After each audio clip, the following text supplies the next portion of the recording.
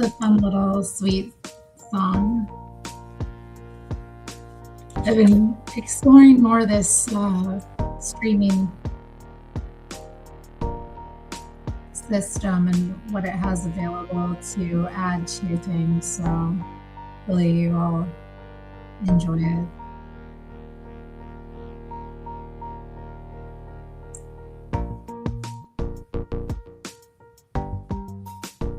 Yeah, I had people asking if I would go live this weekend. I wasn't sure, but I feel like now's a good time. I'm working on a little project, videos saved up to watch, and we'll just see who comes in. and maybe no one will.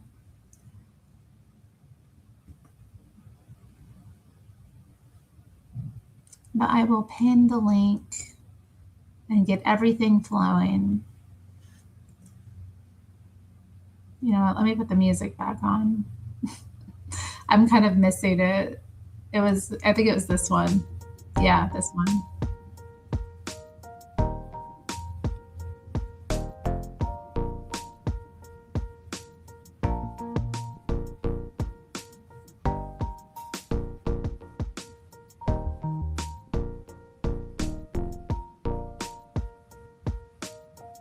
Let's see.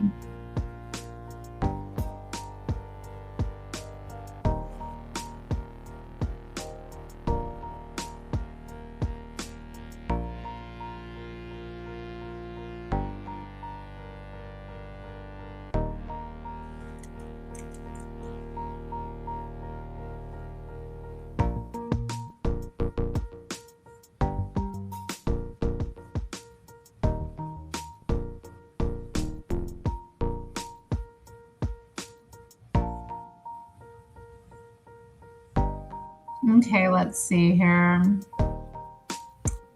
Where to get started on things. There's a channel that I've come across recently. It's another Portlander, or I think they're in the area at least. I'll post the link to the channel if you're interested in subscribing. And then I'll start sharing.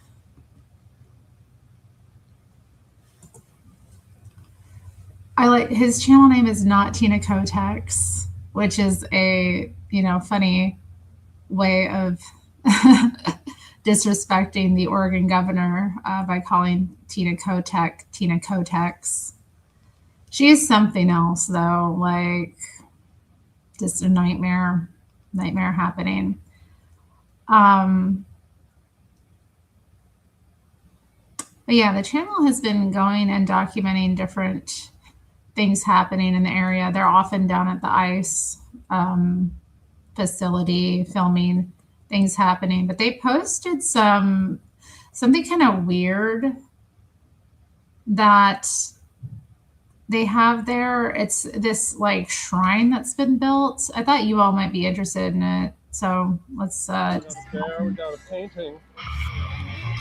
Some kind of abstract art here. Where's 424? Painting.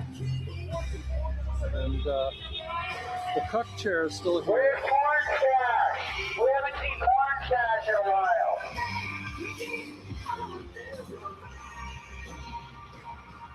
Still too many white babies, but the black baby has been moved to the cuck chair. So the black baby's now in a more prominent position. 424 the one I got their fingerprint on? See that? I'm asking for a friend. And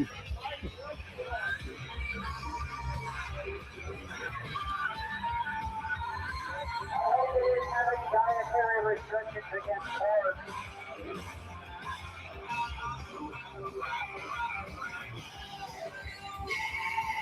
So 1424 got their fingerprint on? Did it squirt out Crisco or water? I think this is new too. There's an animal trap.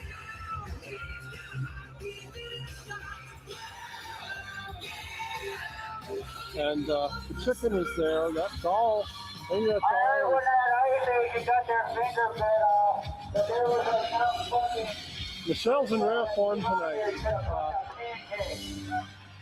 The doll has gotten a little higher here, and then, like I said, we've got the black baby. The black doll is Isn't now this sitting in the weird? tuck chair. Her photograph with looks like a Like old, the protesters have just like built some old this school cops on there. whole In that crazy. see, there's some old school cops in that picture. It looks like a And, curse. all that It's music. so awful like, to me. And then the sign that explains what it is. There's also a skeleton hand here. I heard you say that shit. So we got this skeleton hand and some tea lights and a bag with, I don't know what's in that. I think it's chalk. Yeah, the bag has chalk in it. And then some kind of a curtain on a curtain rod over here. I think that's really cool. See, I've been away for too long, and I believe the curtain rod is like maybe to block tear gas, but they haven't been gassing. So, you know.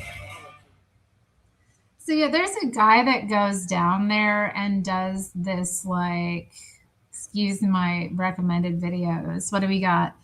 Overconsumption of yarn, the Irish lady that reviews Sister Wives, and I don't know what the next thing is. Interesting.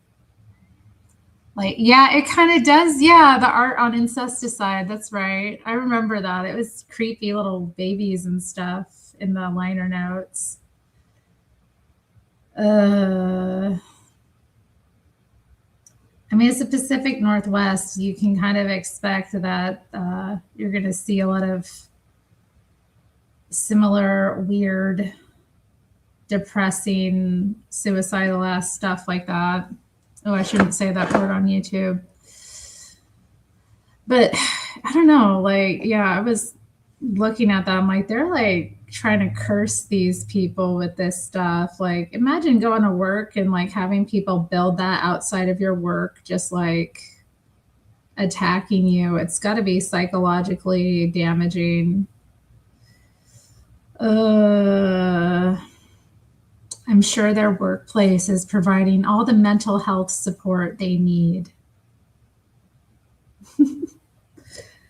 Ugh.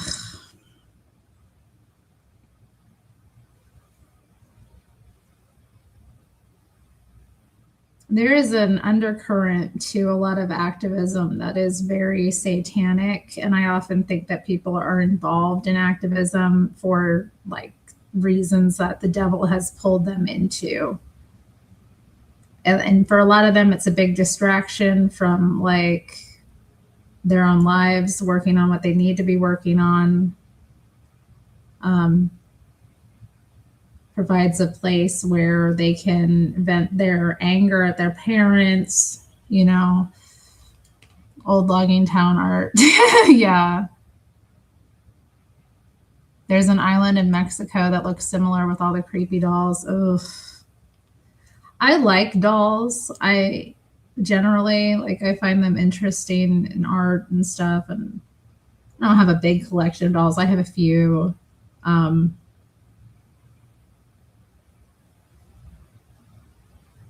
But yeah, that stuff is creepy. I mean, you're dismembering them, putting a doll in a cuck chair, the DHS cuck chair. I love how like that's become, that kind of started as like a right winger insult, and it seems like everyone's adopted it. Yeah, an illusion of purpose. That's true. Yeah, a distraction from real purpose, you know. And also a feeling of moral superiority and self-righteousness, which is like really gets people high, you know. It's the best high ever. Have you ever watched my David Icke back in the day? You did a David Icke video? Or any David Icke. Yeah, I've watched David Icke a bit. He's an interesting fellow. I think he's totally mad, but I mean, he's been right about some things as well. So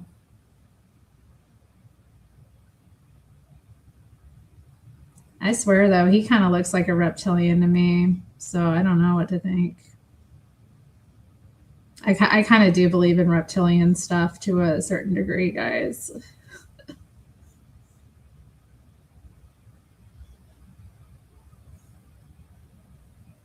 Maybe there's another more Christian way I could be thinking about it. I don't know.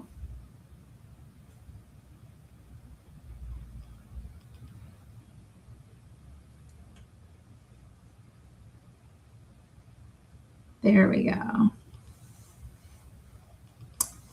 First little row is done.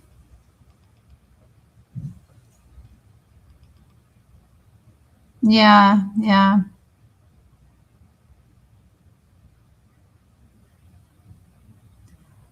Explains it pretty well regarding the demonic influence on the types of people who allow themselves to become possessed by the interdimensional reptilian overlords.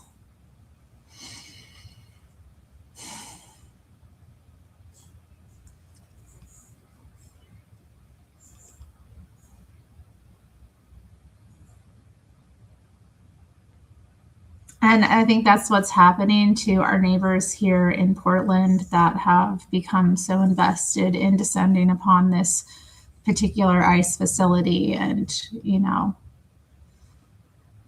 making a nuisance for the people there and in the neighborhood.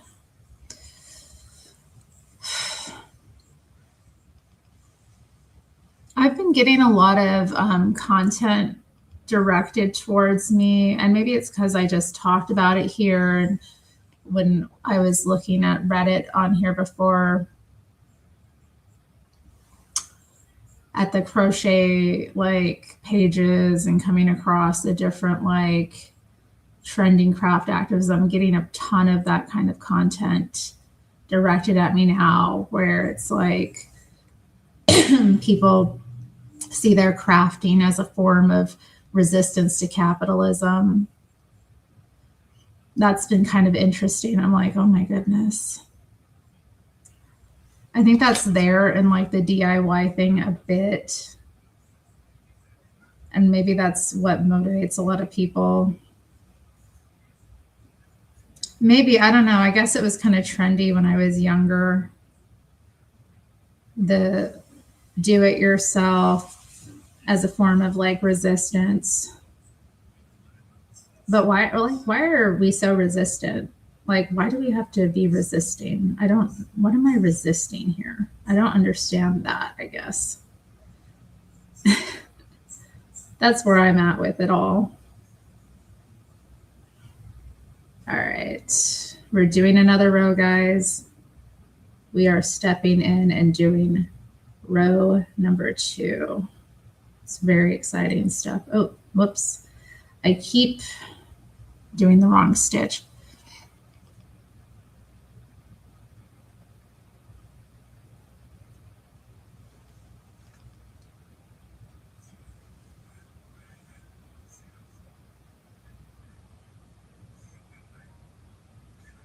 Oh, that sounds kind of good. I don't think I should watch it here, but I'll look it up and save it.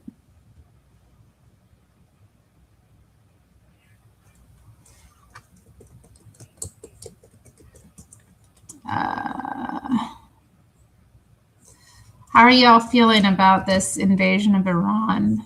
Oh, Jamie woke me up in last night, kind of early hours of the morning, and told me about it. Oh, okay. 3 weeks ago. Looks good. We'll save that to the watch later. I'm gonna pull up my thing here. I don't have my screen sharing on anymore. Let me just put that back up so we can chill out and look at things together.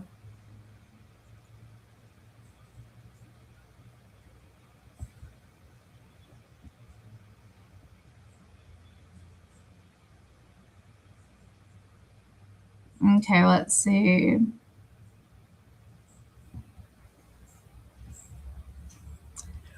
Natalie and Clayton Morris.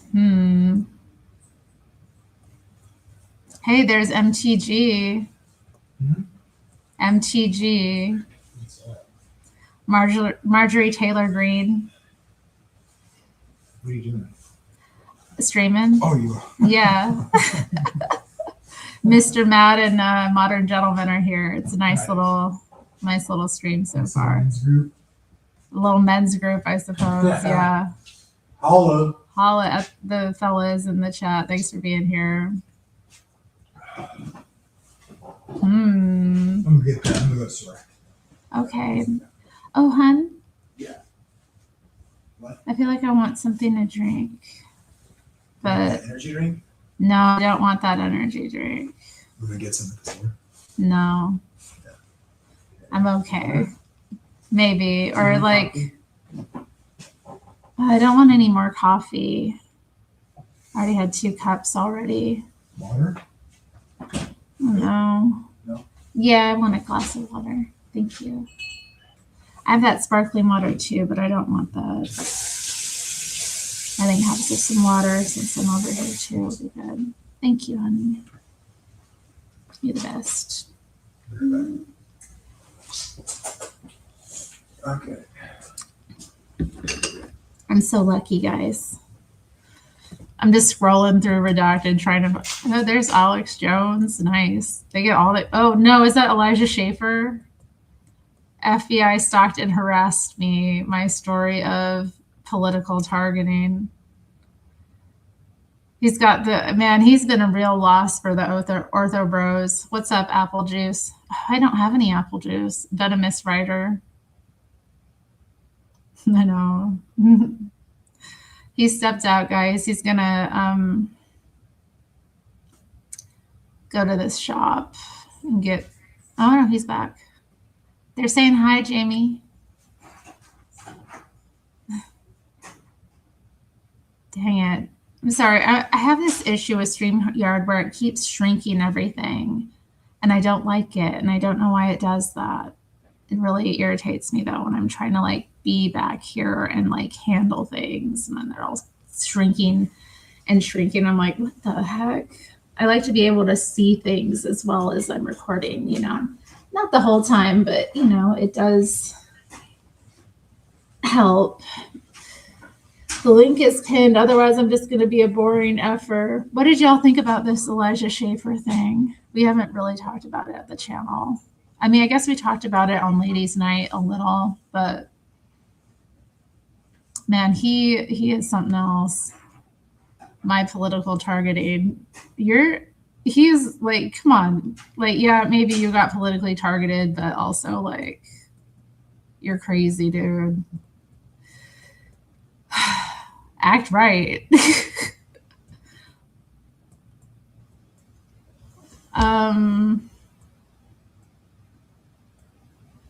Dang. What am I even doing? Mr. Matt, how'd you get me into this? I'm getting out of here. Let's not get into that after that. I don't want any more nasty content anyway like that. Let me go into my watch later and see if I'd saved anything I want to share with you guys. Okay, yeah, this gay dude, was a gay knitting channel. Here's another one. Learn to sew, be a rebel. Knitting and craft. Okay, let's just look at a few of these people. Just. Hello.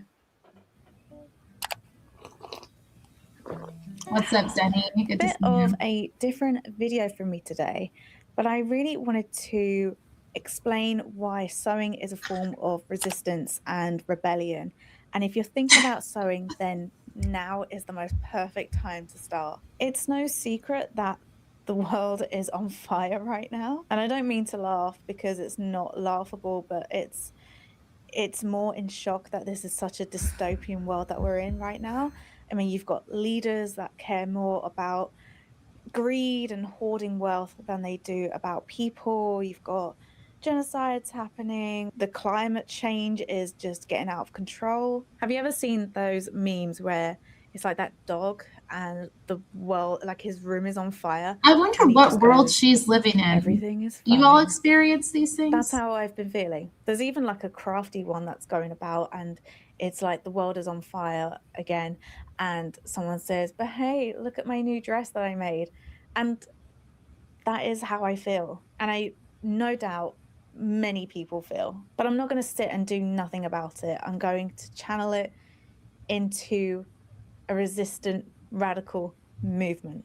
And I think it's really easy going into like a helpless doom bubble, which I would say that has like been on my mind. But I came across two things that said the word rebellion, and for some reason something just clicked, and I thought, that's it. I am going to see sewing as a form of rebellion. And I don't know, I feel like it's really like changed my outlook and has made me angry and want to take action.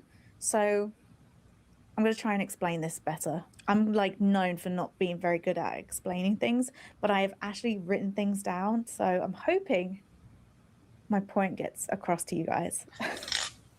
I'm putting the tea down. We mean business. So I was having one of those days and I was just clicking through. You can tell a lot going on about a social person media, from their probably art. doom scrolling and procrastinating because that's what I do. And I think I seen a TikTok of a guy saying that he thinks the world is meaningless and things like that.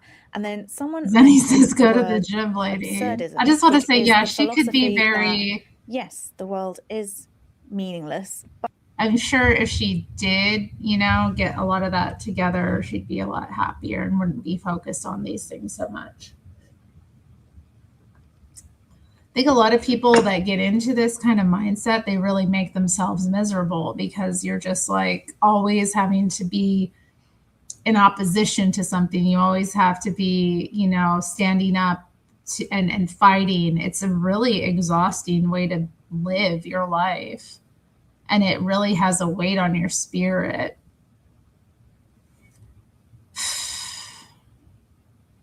Drags you down. She's very cute though. I love her like aesthetic. But yeah, she's lost in the sauce.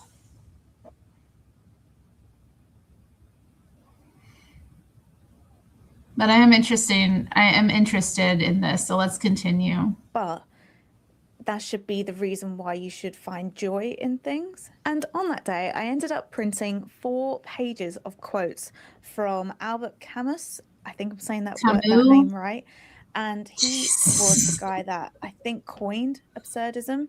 And one of the quotes was, the only way to deal with an unfree world is to become so absolutely free that your very existence is an act of rebellion. There was something about that quote that just really struck out to me. And not only that, I was on Instagram and Close Horse podcast, which is a brilliant podcast. I recommend it to everyone who is into like sustainable fashion and learning. And she put a post up saying sewing is a radical act. And for some reason, I just really like the idea. I have a guest joining me. Hold on. Sewing is maybe considered a bit of a granny hobby, which I don't love that term. But then seeing that granny hobby as a form of resistance and rebellion, let me pause this gal. Who is this? Her channel name is Afraid Upcycling. Afraid, as in like, you know, fraying of upcycling. So she runs an upcycle channel, I guess. This girl is I know so many women like this. I've met so many women with this kind of similar mindset where they get into the whole crafts and in some way like traditional skills, very traditional female skills as a form of like their resistance to capitalism in their mind. I'm going to the store, so you guys join if you're out there, come on in. Of course it grew back already. That would have taken me a lifetime. Yeah, come on in, guys. I gotta go, but love you, babe. Thanks, babe.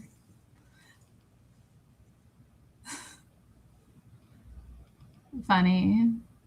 My granny, you got hit by a bazooka. Oh, jeez. Hello to DJ on Pa, who has also joined us. Good to have you. Oh. Have you all ever come across this kind of type of female? I mean, they're everywhere here in Portland. The whole like craftivism DIY scene, like it's a scene. It's a big thing. It's a big place to flex.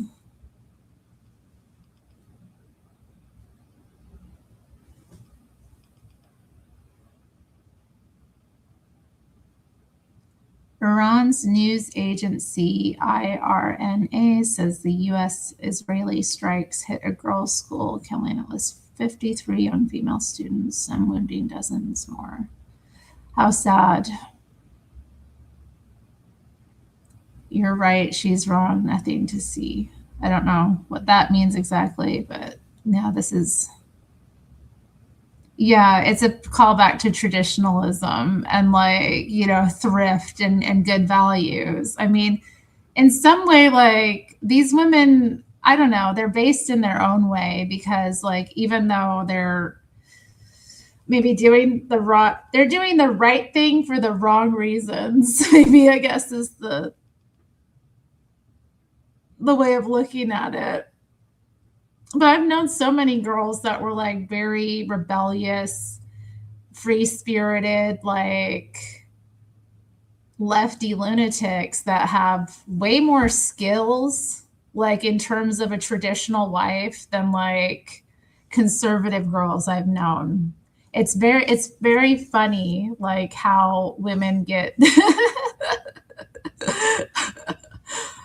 Because I've noticed that too. Like when I was younger and I was more liberal, I would interact with conservative women sometimes, like at least politically speaking, you know, that ones that were politically conservative, and I was more like politically liberal. And I remember like feeling like they were a lot more, they just weren't as girly. It's this funny dichotomy because a lot of them they have that conservative mindset because they reject like femininity in some ways. Like, so they have this more masculine kind of mindset.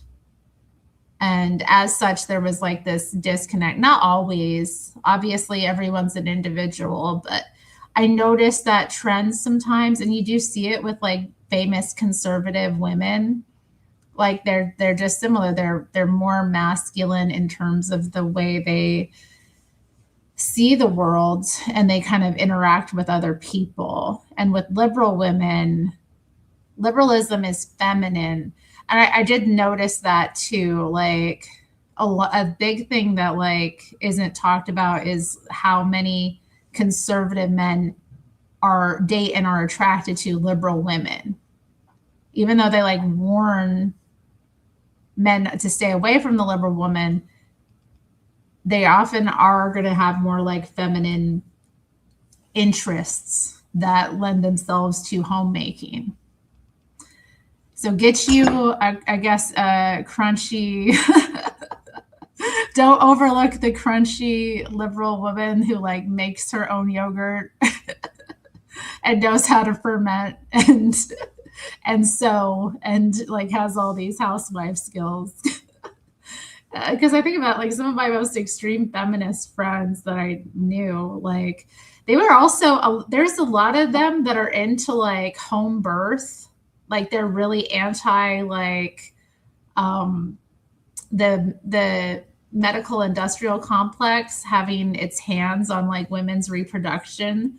So they believe in like free birth and like and doing it at home. And a lot of them like become doulas and like they end up being like really, I don't know, like it's just interesting how that happens. It's just, this is why men and women need to get together to balance each other out. I think, you know, a woman like that needs a strong male headship to like be and reach her maximum potential as a woman, and vice versa. You know, that kind of woman can flourish a man if she's under the right headship. Yeah, exactly. I don't know what that means, past your prime. Aren't we all past our prime? My prime wasn't that great. I don't know.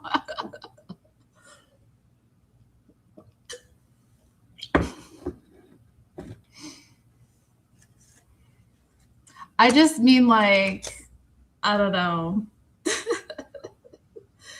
It's interesting. It's interesting because I notice a lot of like conservative guys would be more interested like in like liberal women, and it just was, I think, a lot because they were more girly. They wore makeup. You know, a lot of the conservative women, they wouldn't wear makeup and stuff like that. They were like more severe in their appearance, more, you know, mature looking. Like, I'm just saying, like, it makes sense. Oh God, you guys, please, not Epstein. Maybe you are, but I'm not. Oh yeah, because you're meat maxing. I really need to meat max. That is true. That is true, Shizeni. I don't want to discount that, but like, I think there was also just a natural attraction because masculine men like girly girls. So there's like that as well. Like a woman that's more like feminine is going to just be more fun for them to be around. Meat maxing. I mean, you don't have a woman around to be like any. I feel like we're getting. I hear this lady's still up. Maybe I've said all this stuff. I haven't even listened. And something clicked to me. No, it was not my dodgy hip, but it made me realize that my sewing hobby, my passion, my business is actually a form of resistance, and that in itself felt really freeing. So my message to you is, if you're feeling helpless right now with the world, then maybe take up sewing because it will unlock the little rebel in you. And here's why. Fashion, clothing, learning to make your own clothing is one of the best ways to feel like a little rebel. Not feeding the awful fast fashion machine is a radical act. So if you didn't know, fashion is the second largest polluter in the world. Not only that, Oh when you dang, start to learn you're to bread sew, maxing? it becomes Shout quickly out to apparent that Dystopian maybe Deep a Dives. 20-pound brand new dress shouldn't. Shein. Okay, I love Shein. Not gonna lie. Are conservative because they know their place, but they don't. I think you're missing the point of what I said, but it's okay. We can move on. It's just a little observation that came to me. You're fat maxing. Me too. I'm working on it. I'm getting my fasting rhythm back, but like, man, I fat maxed this year. I was happy. I was celebrating a lot, like, but yeah, gotta get myself back together. I guess the overabundance of estrogen in eggs leads to rebellious, independent tendencies.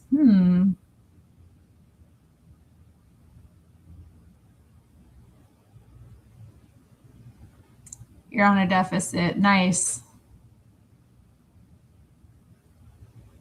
Oh, 12-hour days. That sounds awesome. That sounds like perfect winter. You're only eating food you make. God, I need to get on that more. Oh, I made some really good like shepherd's pie meal last night. I only had a bite of it because it was past my cutoff and I just wanted to try it. But I made it for Jamie last night and there's a bunch left over, so I could probably dig into that today. It was so looked so good, had all these veggies in it. So I cooked that this week and I made some like chicken thighs in the crock pot that got all like overcooked and smoky. I ate that like a couple of days. So I've cooked a little bit this week and we have an air fryer and I've learned how to like soft, like kind of cook the eggs in that. So I had some like soft-ish medium boiled eggs this week. Yeah, it is winter. Ooh, Panera bread bowls. Ooh, I've never eaten at Panera. Yeah,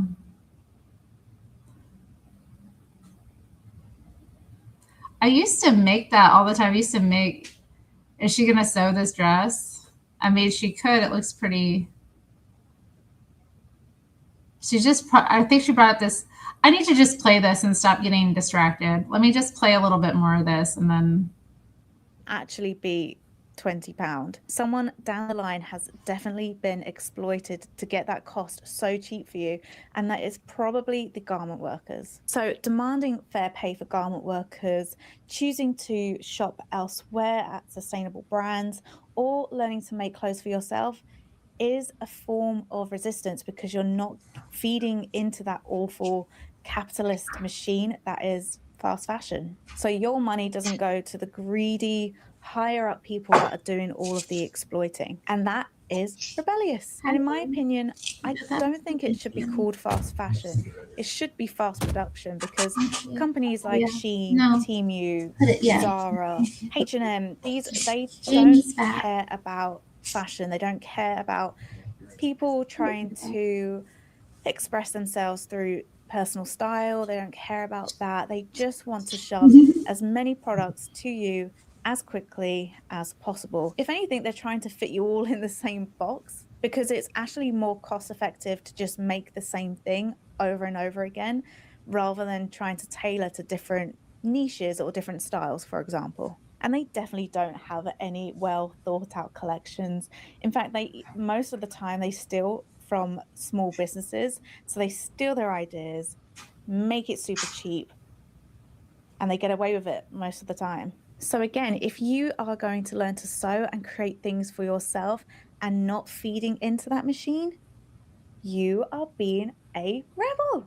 One of the most beautiful things about sewing is that you get to analyze and create things for you. You can choose the fabrics, you can choose the patterns, the colors, the trimmings. Ooh. It is fully customizable, which is something you will never get in the fast fashion Yeah. industry. Plus, who doesn't want to feel good in clothes? We're in an age now where clothes aren't tailored to us anymore. They standardize things, which make it really hard to get nice fitting garments. And they try to make you feel bad for it because of your body. And that is so wrong. And then again, with sewing, you can make things for you.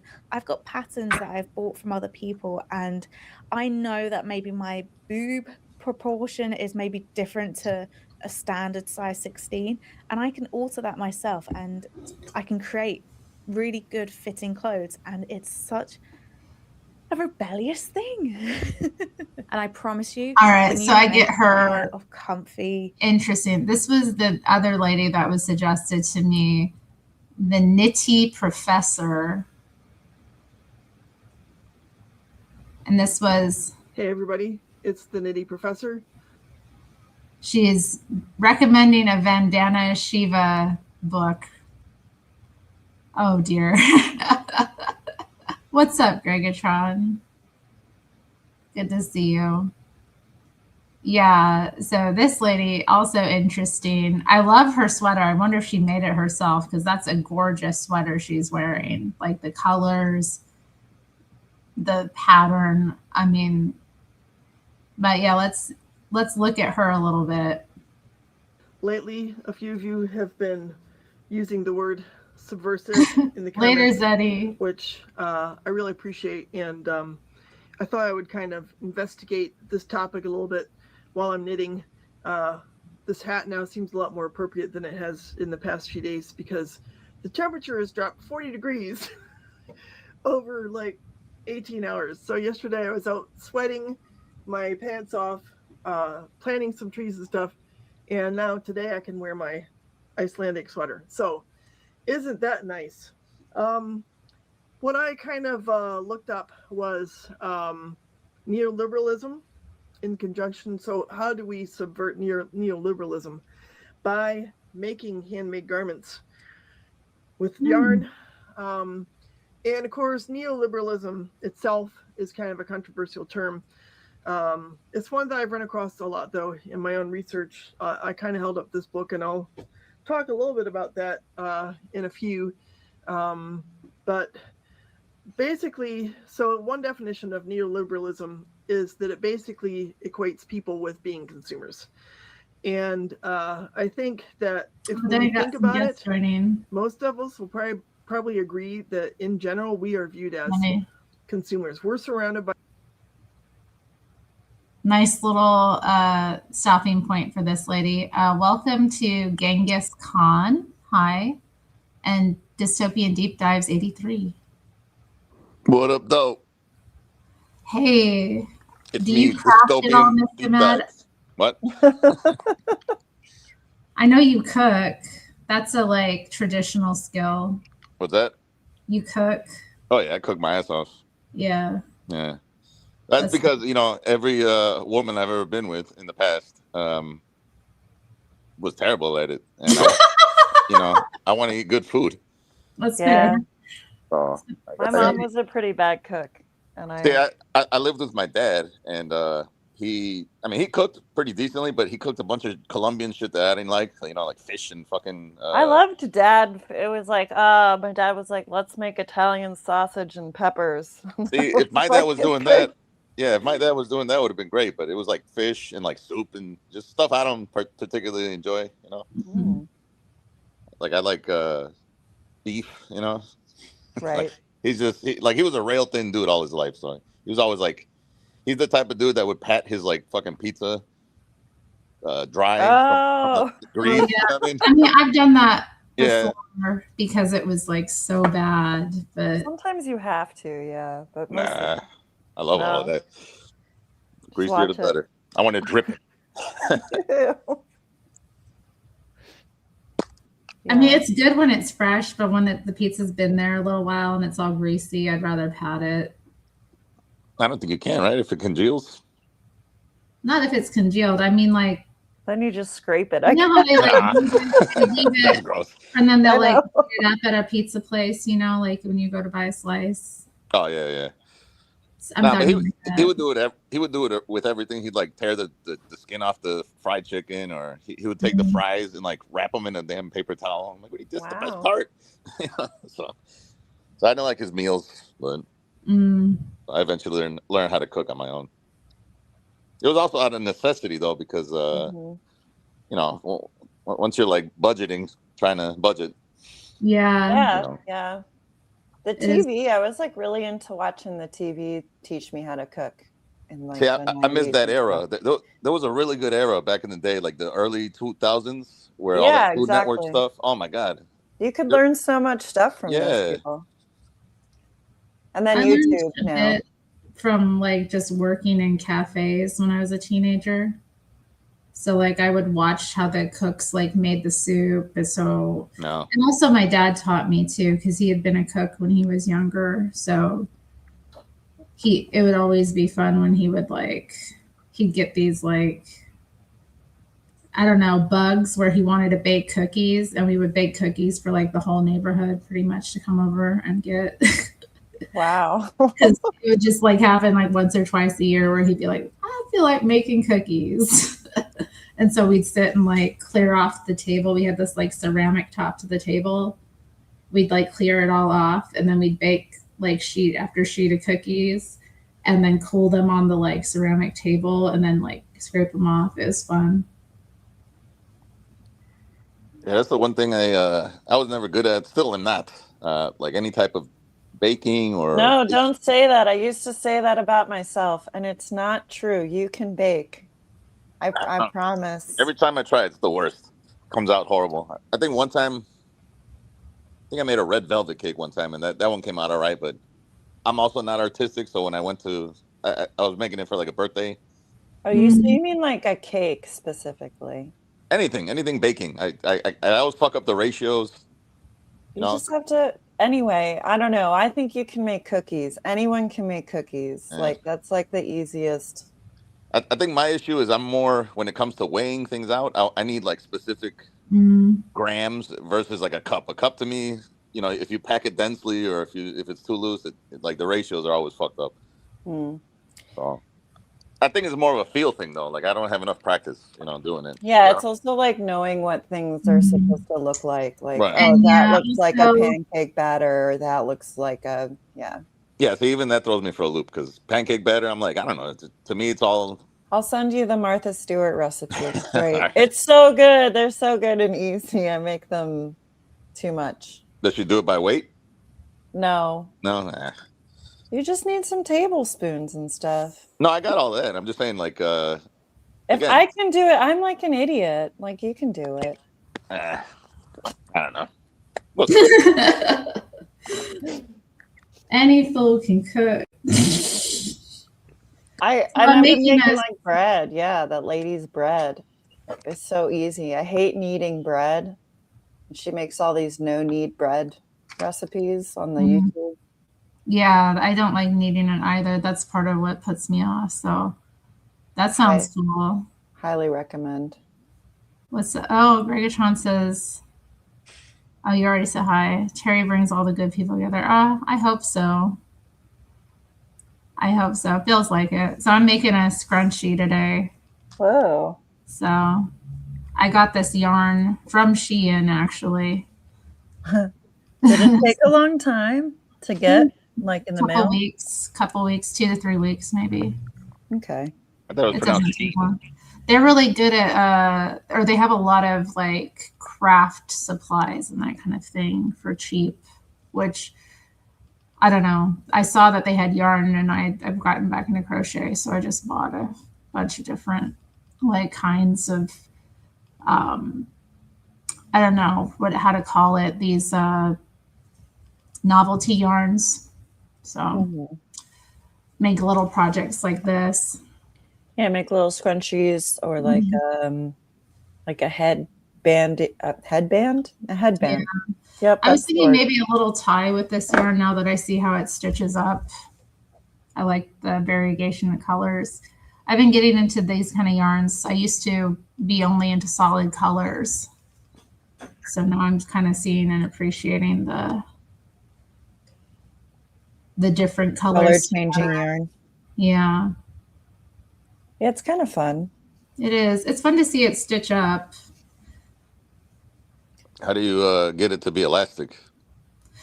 So you just start with like a little hair tie. So there's a elastic band in here. Oh, okay. And then you just stitch around it when you're casting on. You just kind of cast on over it and stitch over it until it's all covered up, and then you start stitching outward. Yeah. Are you gonna like fold it back on itself, or is it just gonna look like flat? I think it's gonna be flat. It's gonna yeah. I'm gonna do maybe another one, and it'll be like lightly scruffy. It'll be kind of a simple one. I don't know. I could maybe like frog it out and then make it more. I don't know. I don't want to. Are you crocheting as an political act against neoliberalism? Yeah, definitely. Definitely. That's why I got the yarn from Shein. Right. Because I'm, a rebel. I don't know. Like, stamping out the corporate overlords. I don't think there's anything we can do about that. Yeah. Oh. I was. I took it to the cafe we went to this morning. Oh, nice. What'd you have? Had a breakfast burrito special. It was a chorizo breakfast burrito with potatoes, and the potatoes were amazing. They had like purple and sweet potatoes as well as regular russets in it, and then egg and mozzarella. It was really good. You name it.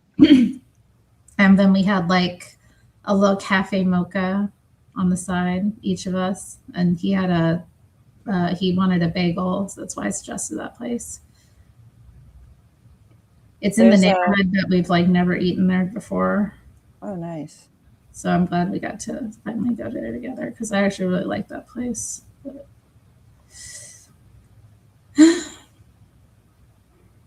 Go for it.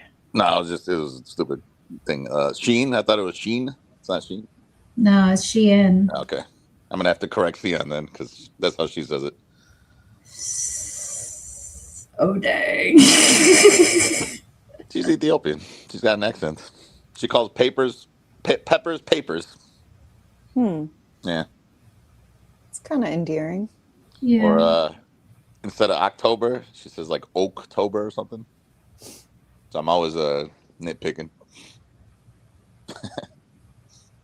Does she order stuff off of? Yeah, she's always Off of getting a it? bunch of nonsense off of it. She's into fashion and whatnot. She'll like forget that she ordered it like 3 weeks later. She's like, oh yeah, these earrings.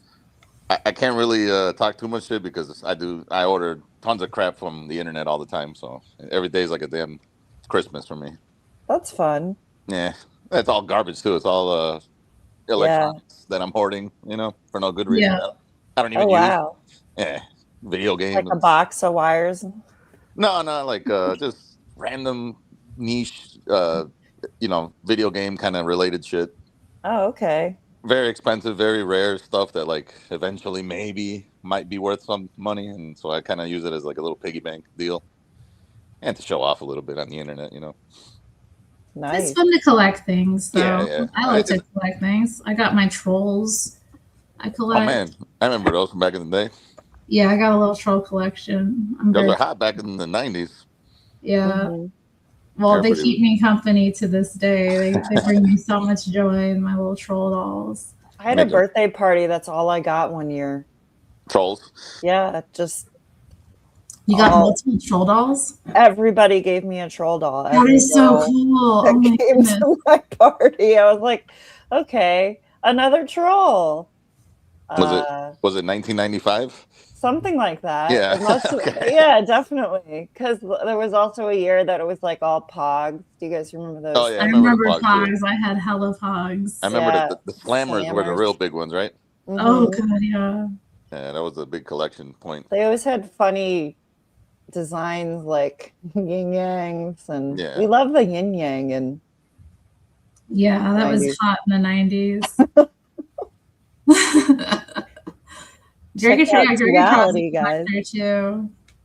I was into Garbage Pail Kid cards back then. Oh, I remember those. Yeah. I knew a kid that liked those. Yeah. Well, they always tell you on these like you're gonna make $1 million selling them, 10 years from now. That never happened. Everything's a get rich quick scheme. I got this last week. Speaking of buying crap online, I got this Lisa Frank coloring book. Oh my God. Are you supposed to fill in the colors yourself? It is so crazy. Oh, yeah, that's wild. It is. Yeah, that's cool, a lot. It's very intense. I'm like, I don't know that I can actually color these because it's so much. Like it's going to take me forever. But there's a few bear ones. Yeah, some of those adult coloring books take it to the next level. Where you're like, I don't know, like I just want to relax. Yeah, I want a lot going on something here. in an afternoon, not like weeks. I started coloring this bear's face. Okay. I think you'd have to you probably have to drop like a damn tab of acid or something. Hi, Eastern Thomist. Hey, how's it going? How's it going? Oh, and there's Jamie. Jamie. Hey, you guys. Yeah. I put in the chat. I can't believe this craziness. The short video, Terry. Oh, should I pull it up? I mean, I don't want to cut off whatever you guys were talking about in the middle of it, but this is Just so crazy. I'd like to hear what the guests think about it. Okay, give me a Is it sec. a theology video? It's about the surgeon who like cut his own legs off, and then they found out it was like he did it on purpose because it was like he had like a fetish about it. Yeah. Oh, no, not one of those people. Jamie. That's okay. People do that. Yeah, it's so weird. Dudes will Anyway. do anything. You never saw those BME pain compilations back in the day? Oh my God. They found like that he was really into like self-mutilations, pornography and stuff, and it was like that makes sense. That checks out. where people like castrate Jamie, themselves. I don't think I can stomach that this morning, especially not after eating chorizo. Yeah, that's true. Yeah, I was gonna say that's all about. Ooh. It's too It gruesome. is creepy. We're talking about like arts and crafts and cooking. Oh. Well, it is a It's craft. like wholesome over here today. And Oh, yeah. trying to get us to watch. It's still day hours. Eastern Thomist, do you do any crafts or have any like traditional skills? Unfortunately, I cannot say that I do. What about like masculine skills like building things or like woodworking? Plumbing. HVAC. Welding. Jado was talking in there. He's watching router videos, and I used to watch a lot of woodworking videos. I love woodworking. And interesting. I like when those old dudes carve things out of wood that look really cool, like like the whittling. Is that still a thing? Do people do that still? I hope so. Yeah, totally. I watch those videos too. I haven't for the last couple of years, but I bought all the wood whittling carving knives. I have a bunch of them back in Idaho. Do you guys start crafts and then you're like, then you do like 2 of them, maybe 1. Mm-hmm. You never do it again. I did that with I have so many art supplies. I like watercolor, but like I haven't been into it for a couple of years, but it really watercolors are so bad. Watercolor pencils are fun too. I've done a little bit with those. Those are kind of nice if you just want to add a little something. I don't know. I've never really wrapped my head around watercoloring though. I do not have an artistic bone in my body. So. Weren't you like a singer and stuff? No, I play guitar in a band, but that's like.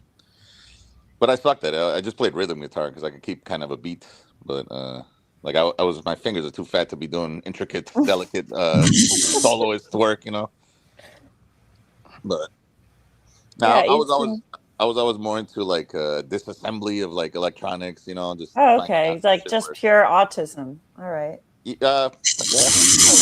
I'll take just it. Pure, like let me take that apart and put it back together. Yeah, just see how it works. I like doing that with we had this old radio growing up that I would take that thing apart and put it back together so many times. Yeah.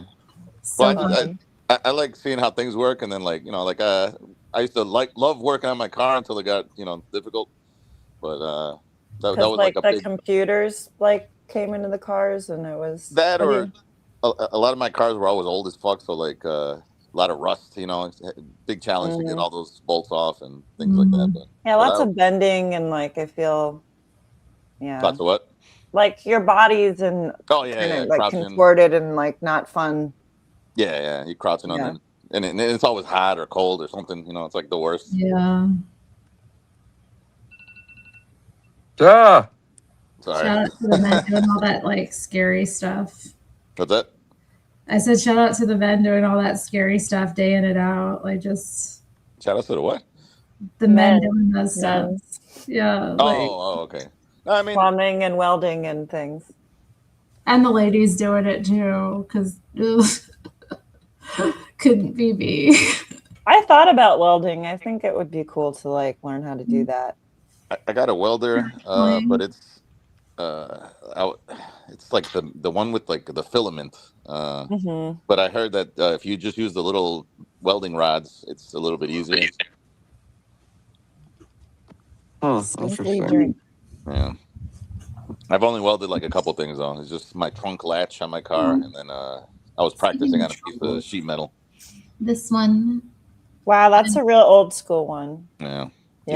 Don't you gotta do something with its hair, like blow it in or something? She's got a hair clipped out. Got a clip on. Yeah, she's got a little hair clip on. You're gonna lose all your wishes. Lose all your wishes because the troll's hair is not right. Yeah, it's not free. That's what I didn't know that. Yeah, that's you have to let it be. I didn't know I was supposed to wish to my little trolls. You gotta liberate it. Yeah, liberate the hair. This one is like it's the kind of one that goes on over a pencil. Like here, I'm gonna grab a pen here and just. Yeah, troll hair. It's like those real ladies. You gotta let get it wild. Yeah. They're all bound up. They get all irritated. All right. There you go. Make a wish. Make a wish. Oh, geez, Yeah, so there's a Finnish festival down the street, and I think I'm gonna go tomorrow because they have a wife carrying contest. Oh. And I don't know what that means, but I think I know exactly what that means. I'm interested. Yeah. Here we go. What do y'all think? You think they're in a chair? That's great. There it is. You got your wish. On a troll. Cute. I didn't make a wish. Dang. What do y'all think about this invasion of Iran? I'm for it. Fuck it. I haven't been thinking Horrible. about it. I haven't terrible. been thinking about it at all.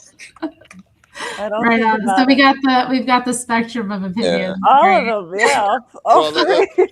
the reason I'm for it is because if they had their way, they would totally bomb the shit out of us. So we might as well cut them off at the pass, you know. They've been trying. They've been trying this entire time. They don't actually have nukes, though, right? Like we didn't. I don't think so. Debatable. That's the thing, isn't it? It's kind of debatable, right? It's very uncertain, you know. But why take the chance? You know, they're not our friends. That's number one. And even if they don't directly, they've been going through a lot of political turmoil though lately. I wonder if they're just weak, and that's why the U.S. is moving now. What's that? They've been going through a lot of political turmoil over the past couple of years in Iran. So just think they're probably weak, yeah. And the U.S. is like, all right, now's the time to strike. Yeah. Well, that's the thing. They install all these like fucking, you know, like radical regimes in there, you know, and even if they themselves don't have, you know, these weapons or whatever, they outsource it, you know, by other countries that hate the shit out of, you know, our way, Western values, right, and everything like that. You know, it's a planned demolition that they want to get rid of the West. Oh dang! Why is Eastern Thomas against it? I don't think it meets the standards of a just war. You know, there's this thing, I don't know if you guys are familiar with it, called just war theory, which says that there are basically, if a country or a state is to go to war with another nation, there's a strict set of principles that they have to follow. The first is it has to be a last resort. Or that would be one condition that could be, or that would have to be met. B, there would have to be a just cause, which is to say that, you know, there's a grave moral result that will occur if we don't go to war with those individuals. 3 is valid authority. And so this is one of the things I talked about on my stream last night. You know, a private citizen can't be the one to declare war. If a war is declared, the state has to declare it. 4, there has to be probable success. 5, there's proportionality, which says that any sort of unfortunate evil that occurs as a part of this war must be lesser than the evil that will occur if the war continues on and on and on and on. And then B, there has to be an exit strategy wherein a fair, you know, the nation at the very least has some sort of reasonable outcome, even if it changes later on, of there being a way to fairly and justly get out if as soon as possible, and have a strategy to where if they have to get out, they can do it in a just and fair and successful enough way. And so now, obviously, that one's a little bit more shakier because you could have a view of a war. You know, the way things tend to change in a war. You could go into a war and there be a very clear way to win that war and then get out of that war, and then the circumstances could change. So that one is a little bit more shakier, but the other requisites for a just war, I think, would have to be met. And I think, you know, number one, is this the last resort? I don't think it's the last resort at all. Is this a just cause? Is there a grave consequence that's going to occur if we don't go to war? I don't agree with that either. I mean, I think even, some of the people, even certain experts in Israel, have implied that there are other ways that Iran could have their nuclear facilities disarmed and changed. So I don't think that this is the only cause that would be necessary of ultimately disarming Iran or dealing with Iran at least. I think largely this is the result of two different things. I think number one is the neoconservatives. Many of the George W. Bush neoconservative politicians in America who love the idea of regime change, who think that every country just kind of has to bow to this sort of hyper fixated democratic view that America has. I think those people have been pushing since the sands of time for this to happen.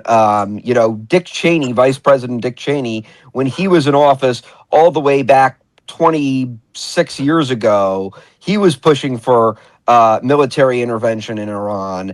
God bless him. And Senator John McCain, throughout his career for decades and decades on end, was pushing for regime change in Iran. National Security Advisor John Bolton was pushing for that as well. And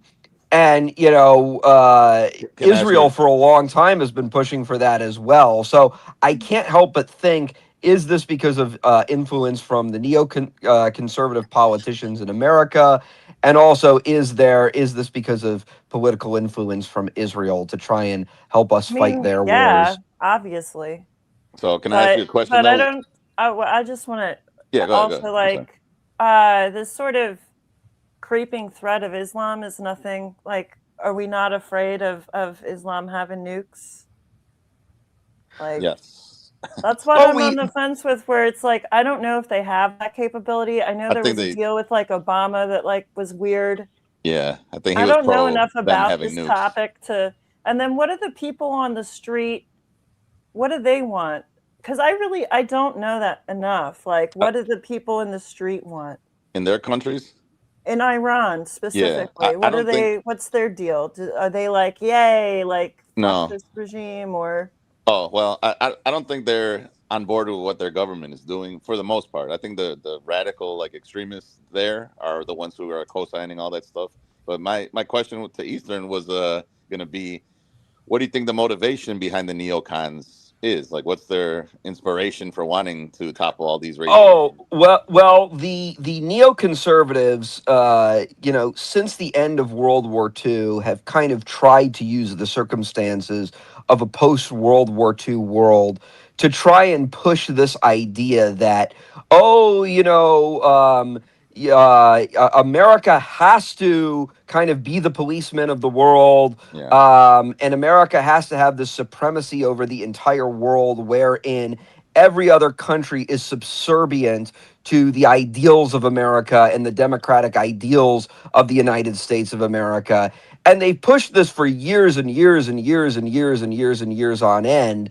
Most recently in Syria, where you had Bashar al-Assad, who wasn't a perfect leader, but was still protecting Christians in that country against, Muslims and other oppressors, even though he himself was a Muslim, was still protecting a lot of Christians against Muslims. They tried to cook up this story that he was gassing citizens, and a lot of that turned out to be debunked.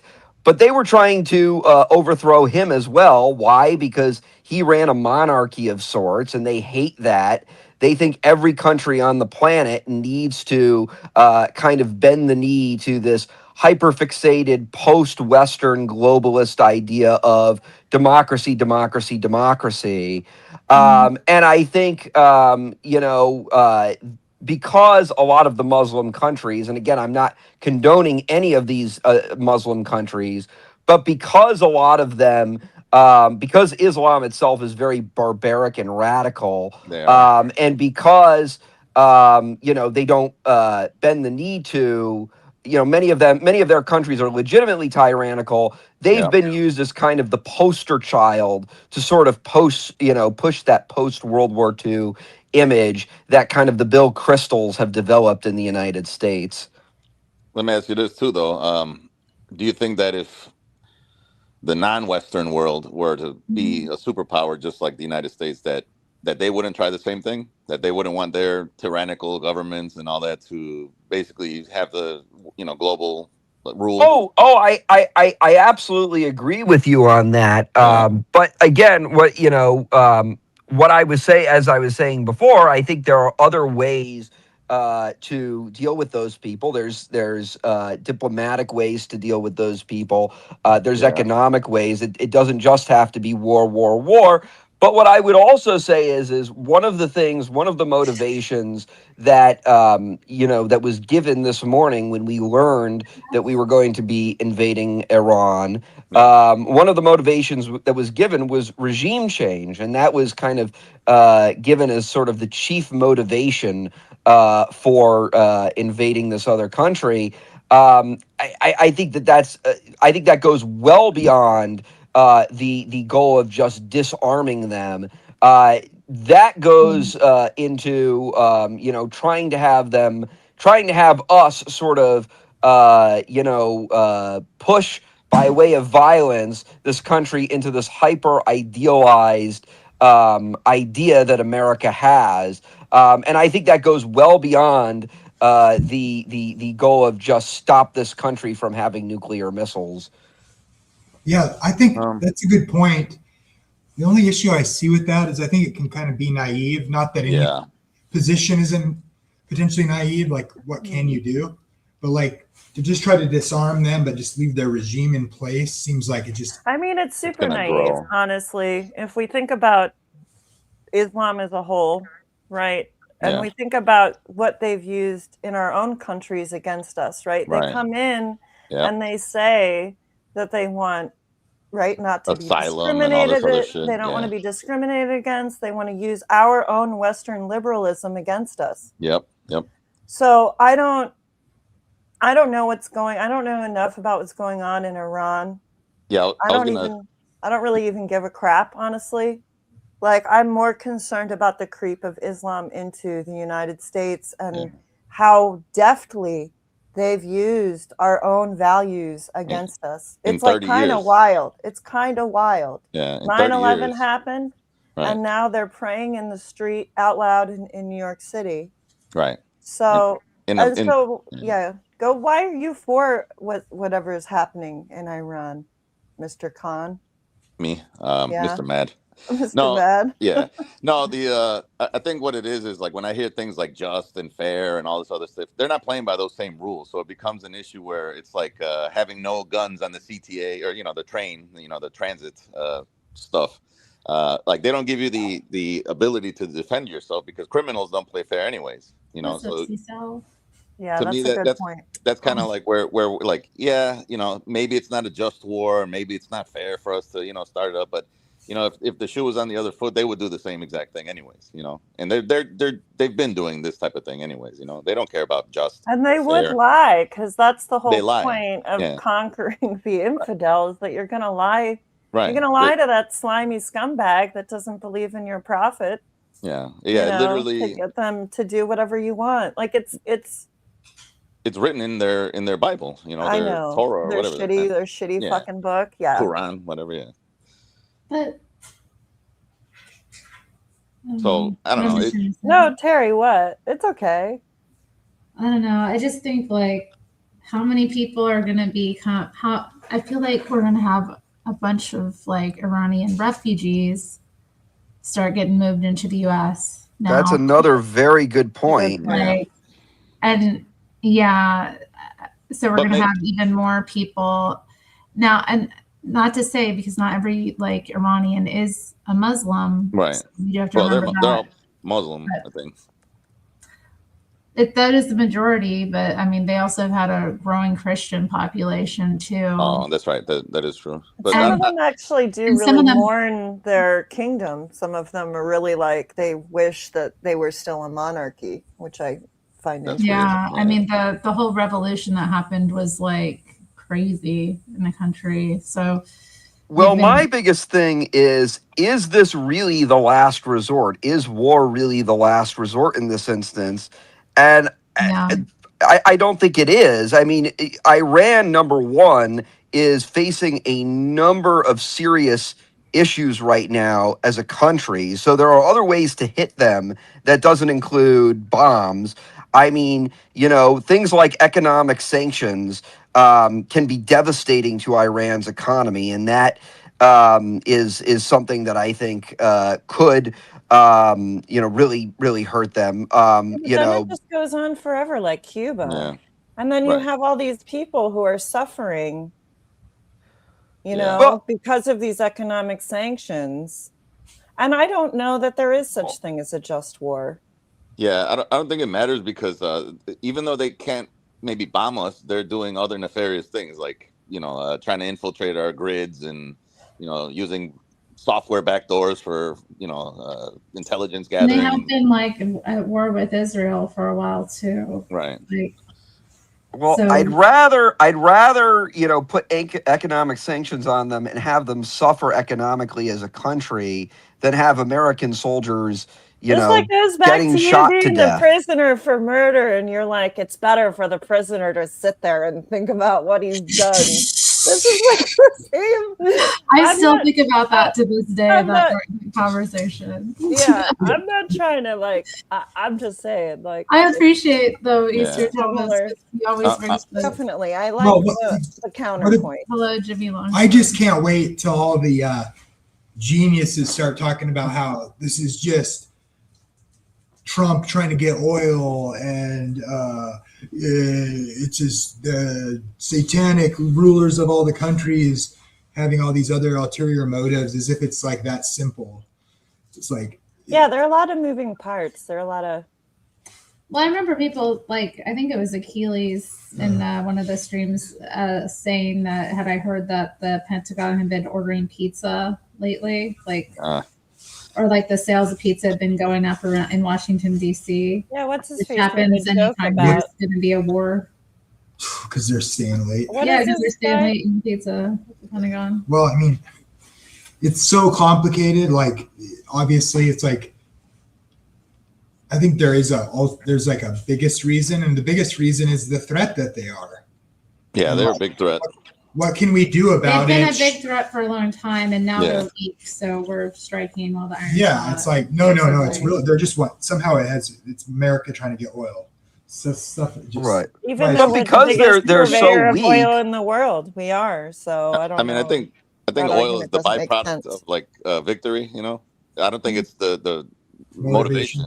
Yeah, I don't think it's oil. I think it's influence from Israel. I think I think Trump and Israel are very, very buddy, cuddly, and Israel is known to kind of want to amass a lot of land and kind of wanting to be predominant. And so I think they've kind of push, nudge Trump a little bit into going into war with Iran. I don't want Iran to have nuclear capabilities. No, neither do I. But I think that is war really the last resort in this instance? I don't think that's a great. I mean, what do you mean? You have to sometimes do preventative stuff, right? Yeah. You sometimes have to do the thing before they do the thing. Yeah, and they will do the thing if given the opportunity. I really think so. I don't know that. And that's the thing, right? Because there's. You could argue that it didn't need to be done right now, so why are they doing it now? Well, because Israel's pushing them. I'm sure that's true. Yeah, they've probably been trying to push for a long time. They're also their neighbor. If you wait too long and you still have the motivations that were there before that, and then people point to those little secondary or side issues as though that's the driving factor. It might be the straw that breaks the camel's back, but the reality is it's way more complicated than that. And it's almost like it's inevitable, and it's like you play Monday morning quarterback later. Better to prevent. I don't know. If I think about hegemony and global hegemony, I would rather a Jewish democratic or faux democratic, because I don't know if we really have democracy either. No, but really. I'd rather that than Islamic rule. If I'm pushed between the two. Yeah. And so that's for me. I mean, I don't know. Again, it's the lesser of the evils. Well, I could flip the tables a little bit, because I think that there's a very good chance, right now Iran is struggling as a country. I think there's a good chance, because they have allies, Muslim superpower allies in the Middle East. Yeah. I think there's a very good chance now that that war has been declared, that some of those Muslim allies, like Lebanon and other places, might actually stand behind Iran, and they might actually, send weapons and other products to Iran to try to help them. Whereas if we didn't go to war with Iran and we said, oh, let's put on economic sanctions, let's take advantage of them in other ways. Right now there's civil unrest in the streets. If we took advantage of that, and took advantage of all that type of stuff, I think there's a good chance you might not see some of these other Muslim superpowers in the region come to their aid and come to their defense, and they might just slowly deteriorate as a country. I mean, that was one of the things President Ronald Reagan did with the Soviet Union. Was President Ronald Reagan didn't drop bombs on the Soviet Union. A lot of people at the time thought he was going to do that. There were a lot of people who said, oh, he's going to have nuclear holocaust and we're going to have nuclear war between the Soviets and the Americans. He never did that. Instead, he took advantage of the weak spots and some of the civil unrest in the Soviet Union at the time, to a point where, the Soviet Union as a superpower just completely collapsed, and they just kind of ate themselves alive. I mean, I would say, why not do that with Iran? Well, I think that makes a lot more sense. Doing that with them, I think, to do what they're doing with Iran then would have been way more devastating. But I think they're at the mercy of America for the most part. I was going to say that. But the Soviet Union I think the biggest difference. I don't think Lebanon can really help them much either, compared to what we've got going on. Yeah, I think the biggest difference between the Soviet Union example was the fact that we'd be pretty evenly matched back then, whereas right now, I think anything as far as the Muslim Islam world or whatever, we probably could decimate them relatively easily. We really could. Yeah. Well, I would say that's the crazy part, really, with Israel and everyone. Israel could have been so much worse. They could have wiped the map, honestly. Right. Yeah. I just think it's, we're holding them to a standard that the rest of the world is not held to when we talk about that conflict. Who, Israel or Iran? Israel. No, so Israel, I think, itself. I think they're since they're their neighbors, they kind of have their ear to the ground a little bit better than maybe the rest of us do. So we don't really see the what they're seeing as far as why we should attack or defend the world from Iran. I mean, they're seeing every single day, what these people are doing and their intent behind it. It's like having literally a neighbor that is running a crack house, and it's going to be a shootout or something pretty soon. You know what I mean? Whereas, somebody sorry, go ahead. Oh, sorry, I was just going to say, I think the fact, which I think you brilliantly said, that the Soviet Union was equally matched with us back in the 80s, but Iran isn't. I think that's even more reason not to go to war. Well, no, because it's like they're a dying puppy. It's like letting a dying puppy just kind of have its last breaths. I mean, it's little tiny economic things can humiliate that country, given the don't bomb state they're in. Humiliate them and make them suffer. Well, right, but I think by going to war, I think there's a very, very good chance that this could actually strengthen Iran as a country, because oftentimes what happens, and this is what happened with Iraq and happened with in the early 2000s, is whenever we get into a war with a Middle Eastern country, all the other Middle Eastern countries that are in support of that country kind of step up, and they send weapons over, and then all of a sudden they have a bigger of winning. Do you know what I mean? They have to. Yeah. They don't. Well, that's what I was saying. Even if they all band together, they still wouldn't beat us. They still wouldn't well, beat maybe us they in wouldn't Israel. beat They us, would not. but now you're going to have a stronger Ayatollah than you did before. I mean, now the Ayatollah is going to be stronger than it about was like before. China or Russia using this as a way to create more proxy war and arm the enemies, like because that's what's going to happen, right? China and Russia are going to give them. Right, they're also in bed with China. They can't fight it exactly. They can't fight it on their own at all, ever. So they need these outside sources, and so I don't know. That kind of worries me with China, even though I'm about to go maybe over there. But like, that may be part of the end goal here is to just dissuade China from joining in. So if we at least take out Iran or whatever, and their regime, maybe the other countries, even if they band together, China might say, well, we don't want to support you guys on that one. You know what I mean? Yeah, it came with a free mixer. Oh, cool. Ooh, a mixer of what? I took advantage of a internet promotion for that mud water stuff. It's like I got the chai, it's like that mushroom tea stuff. They make mushroom tea. I got the chai version because I want to, have another warm kind of drink to drink, and I thought I would get it. So I got like a 60% off deal they were having and ordered a thing of it. I do have one, but it's been acting crazy. So to have a new mixer would be cool because it came with a free whisk thing. I have one of these, but it's cool to have another because that one had been acting up. So a little frother. Yeah, little frother. Cool, and it's charged. Yeah, it comes charged. And it has a lid too. That's great. Aww. I love it. Thanks, Mudwater. Will you boil some water? I'm going to try it. I've been thinking I just want to have a hot drink. So you guys need a kettle, an electric kettle. I have an electric kettle. Oh, okay. I have bad ideas with this. Jamie. What the? Oh my God. Sorry. It's a family-friendly show, guys. Come on. It's not even after dark. I mean, we are a married couple. We're all adults. PDAs. Sorry, it's the first thing that comes to mind. Good. Yeah.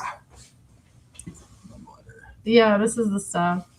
Mud water DVD dropped out. Coffee alternative. Yeah, it's like a little mix. So it's mushrooms? Yeah, it's got mushrooms. Okay.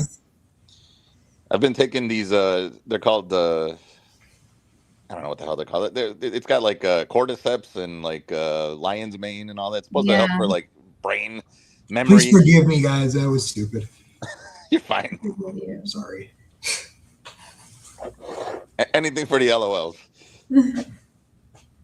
I shouldn't have said nothing. You'll be all right. You'll be all right, Jamie. Don't beat yourself up over it.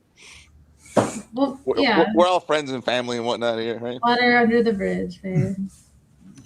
Next week's Aquinas classroom is going to be a long. It's going to be a long one. Next week, what? It's going to be about a controversial subject. Oh, the papacy. Yeah, it's going to be about the papacy. What is this? What are your opinions about the papacy, Mr. Mad? I zero opinion. Oh, Taiwan is toast. Well, I will say this. Basically, the episode is going to be called "What Catholics and Non-Catholics Both Get Wrong About the Papacy." So I am going to be defending the papacy, but I'm also going to be kind of calling out some of what are known as the Pope-splainers, who will often say, "Well, the classical position on the papacy is that the Pope, cannot be criticized on issues." On any issue, even if it's outside of issues of faith and morals. And I'm going to be using historical views to show that that's not the case. Oh my God. Jamie's nervous about it. But what exactly, what are we referring to? Is this an episode or something? This is going to be every Friday. I do a live stream called Aquinas Classroom. Terry was on last night's. It was about abortion, and we started talking about monarchy. Gotcha. What are your thoughts on the new Pope? Or the current Pope, I guess.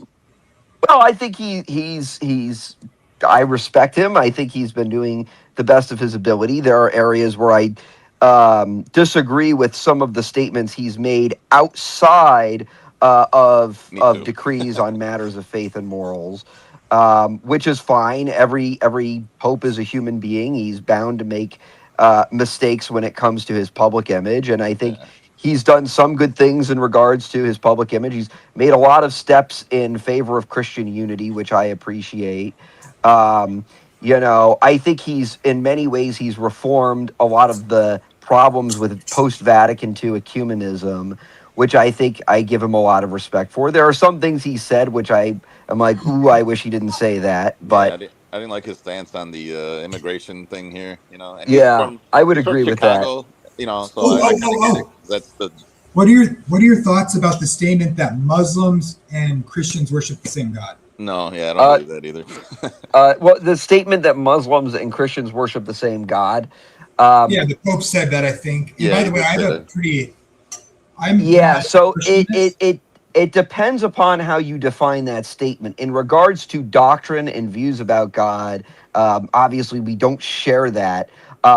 What part of what the ancient kind of Thomistic position is on that subject is, St. Thomas would take the position of divine simplicity, which is the idea that, people who have the same idea of their being, since God is divinely simple, anyone who understands God as creator or God as the supreme good has some sort of understanding of God, and therefore technically they worship the same God, but that doesn't mean that they share the same exact doctrine. You could make a case even further for the Muslim, because they would affirm the God of Abraham in Scripture, the God of Abraham, Isaac, and Jacob, etc., etc. Now, obviously, the question then becomes, though, is this a practical claim to make regarding the differences in theology and practice?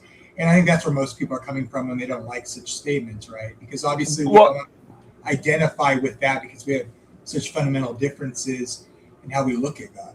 And that I would agree with. I think when the statement is made, Muslims and Christians worship the same God, I think it's just a semantical, basic statement. It's basically just saying God is divinely simple. God is the supreme good. Looking at it from a non-presuppositionalist standpoint, someone who is unfortunately not in the faith can understand similitudes of the supreme good, but they cannot completely come to any full understanding of good without true faith in God, because God is the supreme good, but they can still understand similitudes of goodness, even if they don't fully understand God as the supreme good.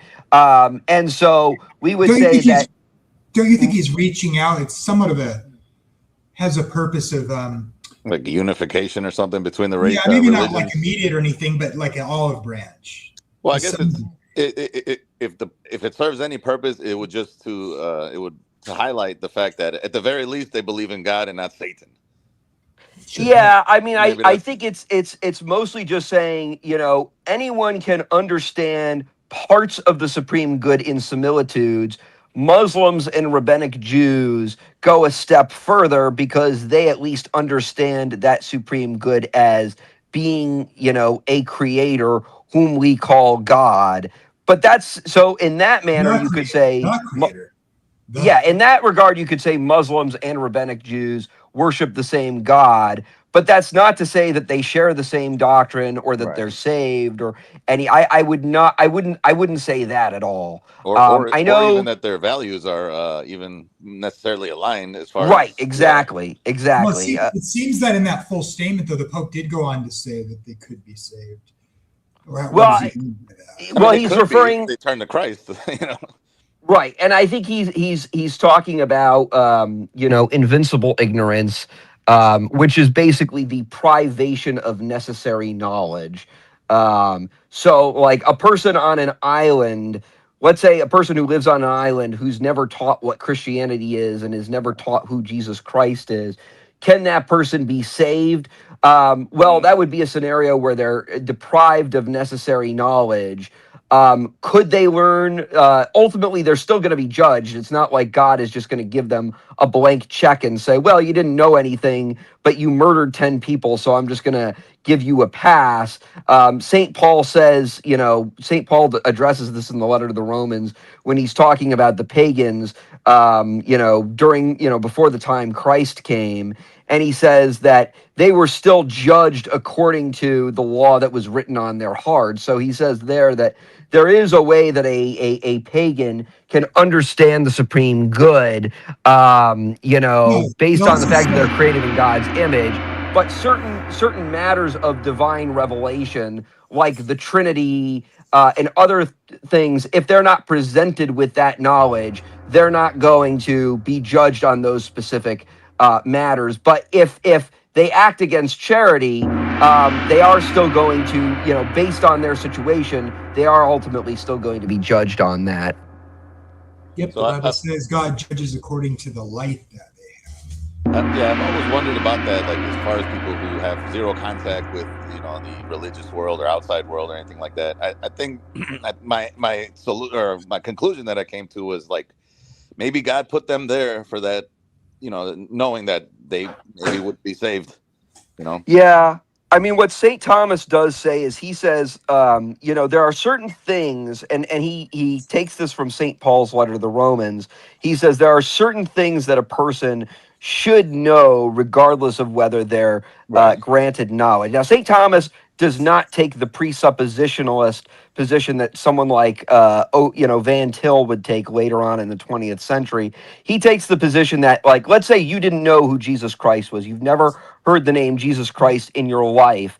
Right. If you see another human being, ultimately you should still know that you shouldn't murder that human being. You shouldn't hurt that human being. Why? Because you are still a creature made in the image of God. So if you then go against that and murder that person, you're still going to be judged. It's not like God's going to be like, well, you didn't have the Bible, so I'm just going to write you a blank check, Yeah, you can't be, it doesn't matter if you're ignorant of the law, you're still getting castigated. Right. Now, those who are Christian, who have been given knowledge of the law, or people who are not Christian that have, unfortunately rejected the truth, those people are more privileged with knowledge, whether or not they accept the truth or not, because ultimately they have an end which they can detect. But ultimately the Bible and, divine revelation is kind of like putting the finger on the pulse of what that is. And that's kind of what revelation does. And so, a pagan who, let's say, has never heard of Christ, or a Muslim who's never heard of Christ. A Muslim has heard of a version of Christ if they've read the Quran. They've inverted it. Right. But someone who has not been given proper divine revelation, ultimately they have not been privileged with the knowledge which allows them to put their finger on the pulse and complete what their natural end is. And they've I don't know, I'm searching for a word, but they've totally inverted the knowledge. I mean, yes, but you could argue come up with the idea that Christ is not Christ, but Christ is just another prophet. And they've I agree with that.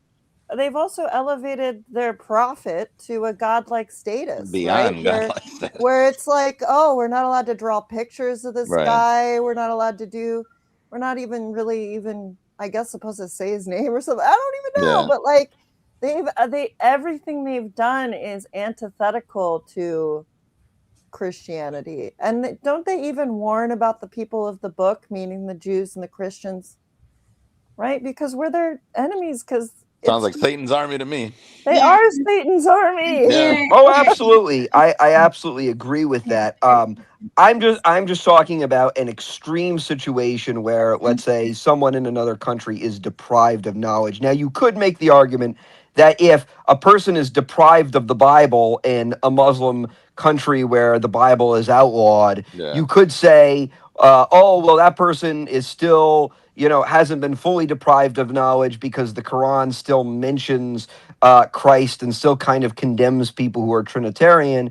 But even then, you could still make the argument that person in that country is, in a situation where they're only hearing one side of a specific argument. You're not actually getting to see Jesus Christ through his eyes, which is done through the proper divine revelation by way of the sacred scriptures.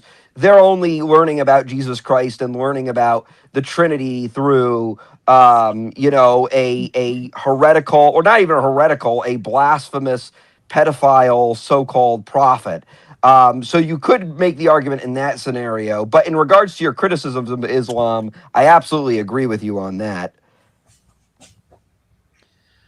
I think the biggest stipulation maybe would be, like the law. How about the idea that, like, if all you've known growing up is like people you look up to as authority figures, like just like, oh, the Christians are wrong, they deny this, and that's all you've been smashed with, and then like somebody reads you the Bible one time, oh, you rejected it, you had a chance.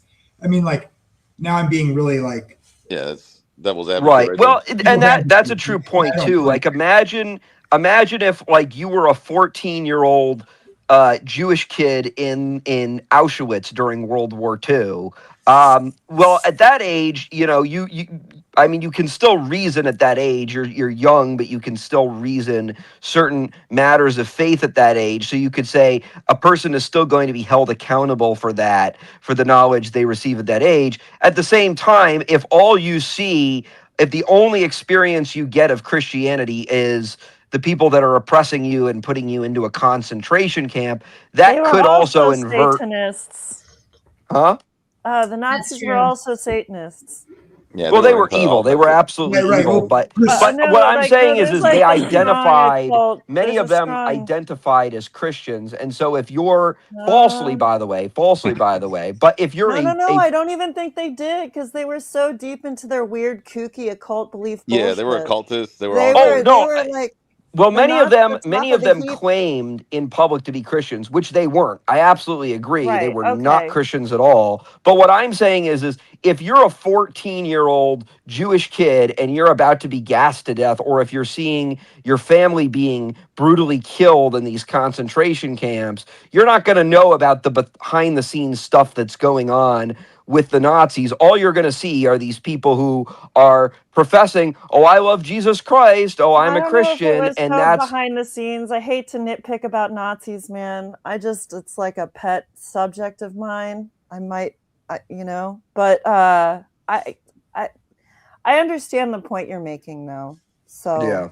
Well, when you listen to some of the survivors, they kind of have this notion that it's like they might not consider them individual Christians. They might have a better understanding of Christians, but like there's a sense where they're like people who aren't Jews, who largely, these cultures are largely come out of, a Western Christian sort of baseline. Right. And so like their perception is this is like or you could even argue, and I'm just playing devil's advocate, don't misunderstand me. But like, a lot of the Jews, you could argue that like to remain a Jew in their mind is like to not become a Christian. You have to reject Christ. Many of them like died to hold up to, a lot of them died for the Sabbath or, but whatever, but their perception, you know what I mean? Like, so like you could have, like a lot of Muslims are really devout. See, I think the biggest stipulation thing, but they're like they're more willing to die for their convictions than like a lot of Christians might be today. Yeah. And so like, how does God look at that? I'm glad he's the judge and not me. And I do think their teaching is evil and anti-Christ.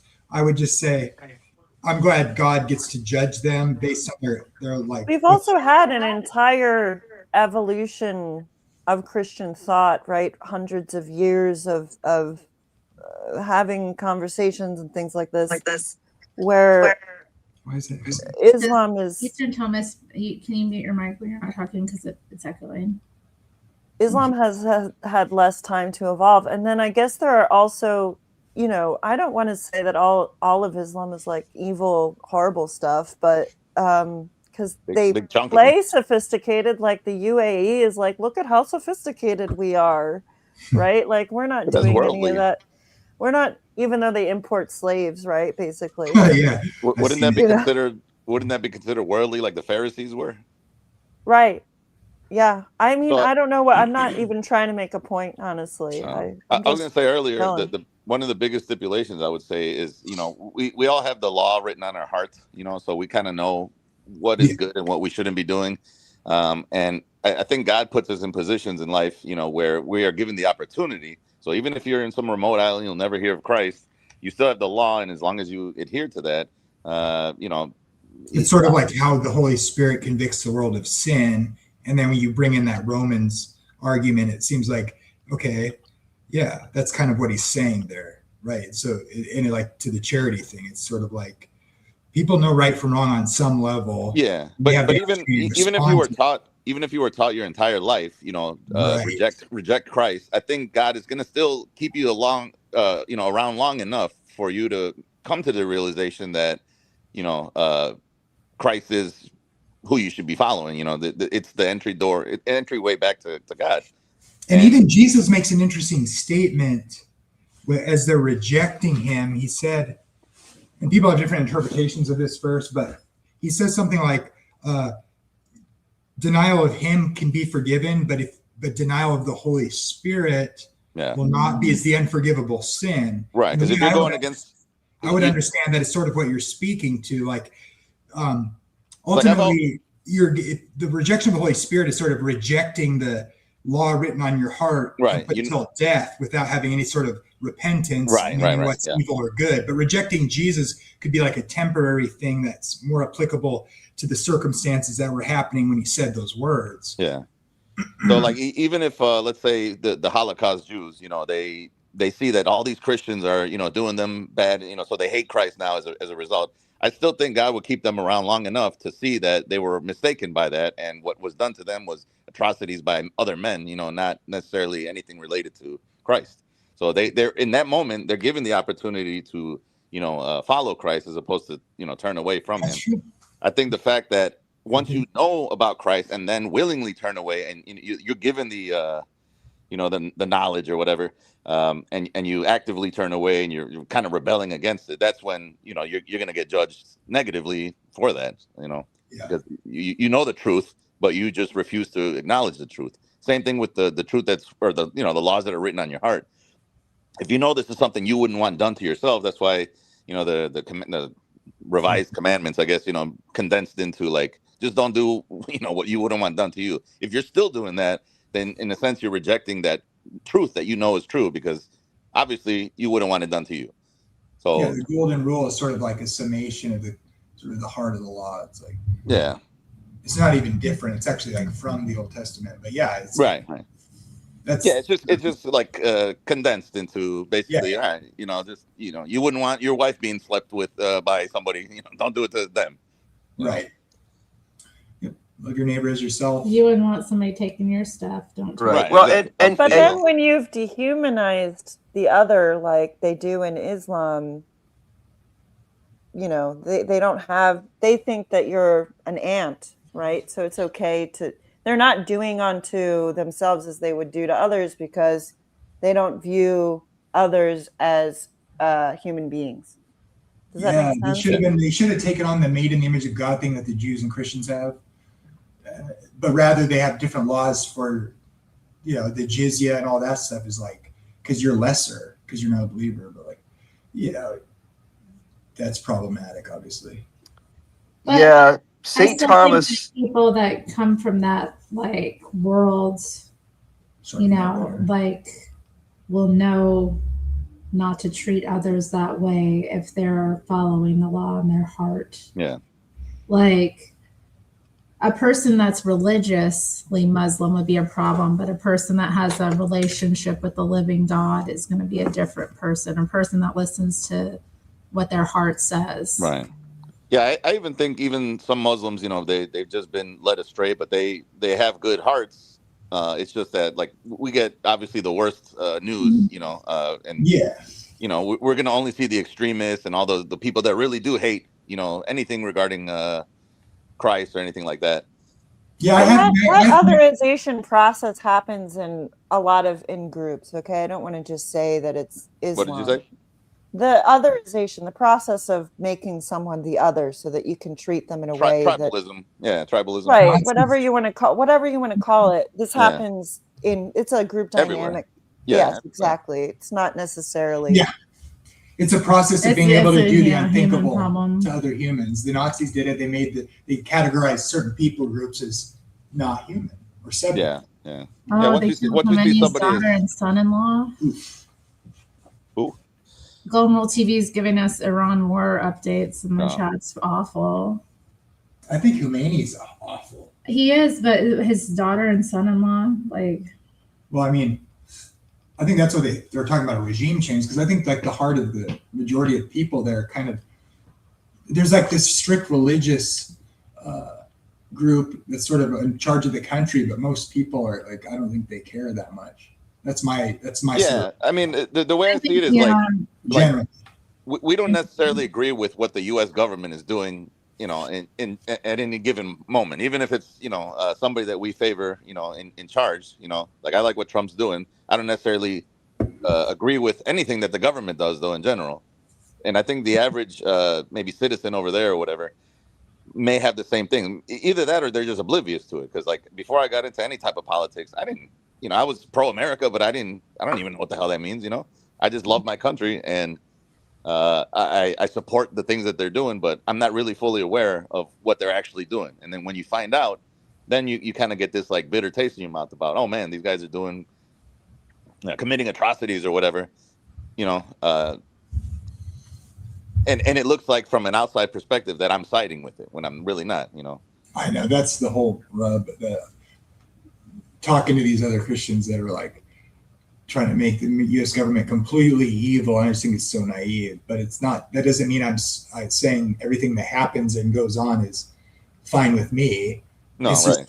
It's complicated, isn't it? It is. It is very. It's not just like this thing that you can be like, okay, like, right. You know. Yeah, it's very nuanced as far as like the things that they do or why they do, because we're not going to be given all that information as to the real reason, you know. And that's why I asked earlier about the neocons. Like, what do you think their real motivation would be? Maybe they know something that we don't know, and that's probably why that they're pushing for these, you know, regime changes. I think they just wanted to enrich themselves and their. That too, yeah. I agree with that, because if you look at Iraq, you know, they said a lot of things about Iraq. They said, you know, the Iraqis are about to have weapons of mass destruction. Yeah. They're years away. And then, you know, George W. Bush's own brother during the 2016 campaign basically had to like publicly humiliate his own brother because his advisor said, if you don't do this, you know, the evidence is so bad. If you don't do this, this is going to hurt you politically even more. Man, Jeb was pathetic, though. Remember that please clap? I still think about that. that lives rent free in my head forever. How did Trump call him? Please clap. Jeb. I don't remember what he called Jeb. What was his nickname for Jeb? Oh, God, I don't remember. It was something like Jethro. Low energy Jeb. No. Probably just like, yes, weak. I don't know. Nobody wanted another Bush, you know. You had enough Bush. Remember when they tried to flip that on him after the fact? They're like, "Oh, Trump is low energy. Look at him." Low energy. It was low energy. Like motherfucker, that dude is rocking stadiums. He's not low energy. The thing about Trump is he's so good at like coming up with these with the nicknames. Nicknames. Yeah. Well, he's a comedian, really. Yeah, he should have just been a comedian. He's very memeable, I guess. Well, he's really good at creating these little things that are easily replicated. Yeah, no, but they stick. They stick really well. Like Scott Adams talks about this really in an interesting way. Who's that? Scott, that guy, the Dilbert creator guy. Dilbert man. He talks about this. It's really interesting. What does he say? just what you guys are talking about, how Trump is really smarter than people realize, or more effective than people realize. Right, effective it's as hell. branding. I mean, It's branding, isn't it? Yeah. It's now your base knows this person to be low energy. Yeah, or, exactly. Pocahontas or right. That's one of Trump's major skills too. Obviously, is again brand things and It's so funny because the shit he comes up with is so brilliant, but it's so simple that that's what makes it so like catchy. Humor like is. They always try to give him a nickname, and nothing ever sticks. It's always like, and not only does it not stick, but he'll turn it around and work it to his favor. Yeah, Lion Ted. They just sort of look like little Marco. Yeah, Ted just looks like a slimy little liar. Like that's going to be very. Oh God. Wasn't there one recently that they tried to like brand? I don't know if it was the MAGA party or just Trump in general, but like he totally like owned it. Like he turned it into a positive thing. Yeah. I forget what it was exactly. This tax thing, like he did that too with the like Trump avoided all these taxes, and he's like, yeah, that's because I'm smart. Yeah. People are like, yeah, I guess. People were so enraged by that, but it's like that's what a business owner does. They're going to look for ways to cut their taxes, and get out of paying. Of course, taxes. yeah. I mean that's what those loopholes are here for, anyways. That he was like, and Hillary does it too. Right, they all do it. Every business. Hillary denying. And so would you if you were rich. Exactly. Well, not just that. If you're running a business, I mean, you would be stupid not to take advantage of these. Yeah, loopholes. you have to save money. Right. Yeah. I mean, they're there for you to take, to take Yeah, advantage rich of. people aren't rich because they give away all their money. Exactly. Hillary Clinton denying all that stuff recently was... Oh, with the Ghislaine? Yeah, it was wild to me. Like, she was at the fucking wedding. Were some of the most, heavily implicated, in my opinion. Mm-hmm. I didn't read or watch any of the articles, but I saw a bunch of things where people were saying that Clinton kind of exonerated Trump's involvement with Epstein. I also heard that, yes. Yeah. I mean, I don't think that... Because Trump, I really think they had beef for a really long time. I think they really... I've gone back and forth with it, but, I think they really hated each other at some point. Who? Trump and Epstein. Have the, at least... insight to be like, I don't want this guy at my club. Right. This guy is bad news. This guy is Jewish mafia from Coney Island. Yeah.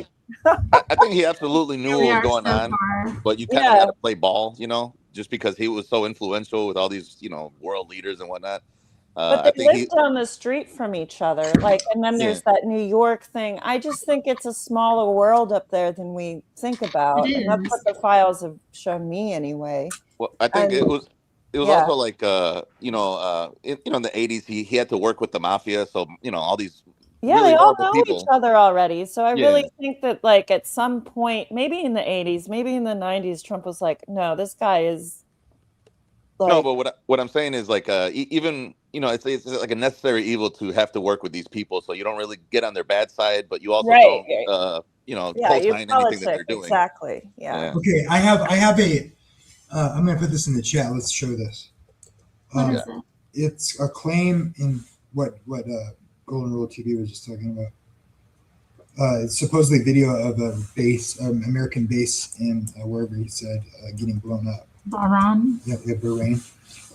See, I'll put it in the chat right now.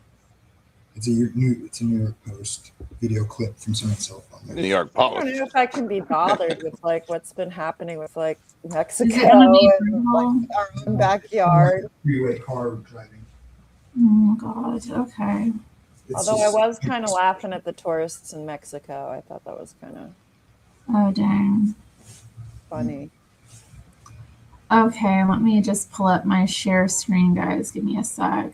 I'm a boomer with this technology, so here we go. Put us on the side. Remember this lady we were looking at? Jamie Lee Curtis. Jamie Lee Curtis. Yeah. Okay, here we go. Here's from the New York Post, I guess, footage of the explosion. The finest paper in all the land. Yeah, I was going to say New York Post. Oh my God!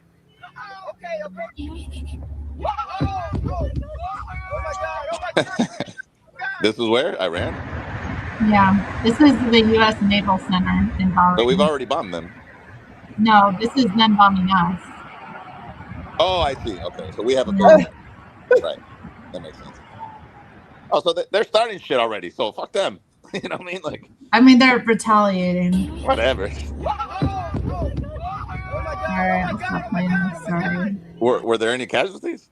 Yeah, there's been over 200 Americans killed. Wow. Man, it's hard being the world superpower. Oh my God. Wow, that's enough for me. That's rough. Huh? Oh yeah, have you guys seen the Jim Carrey thing? Yes. No. He just had you some think bad it's like a mask, or do you think Some it's people like think it's clone? a clone. No, I think it's bad plastic surgery. What happened? Pull up Jim Carrey's face right now. What, he got some Botox or something? Okay, so a lot of people on the internet are freaking out because they think Jim Carrey doesn't look like himself. Well, he's a clone? Is true. They think he's a clone. I think he's just had bad plastic surgery. I gotcha. That's what I don't know. People have been like, I've seen like people comparing, and it's. Well, didn't you see the Ghislaine Maxwell clone supposedly? I saw that too.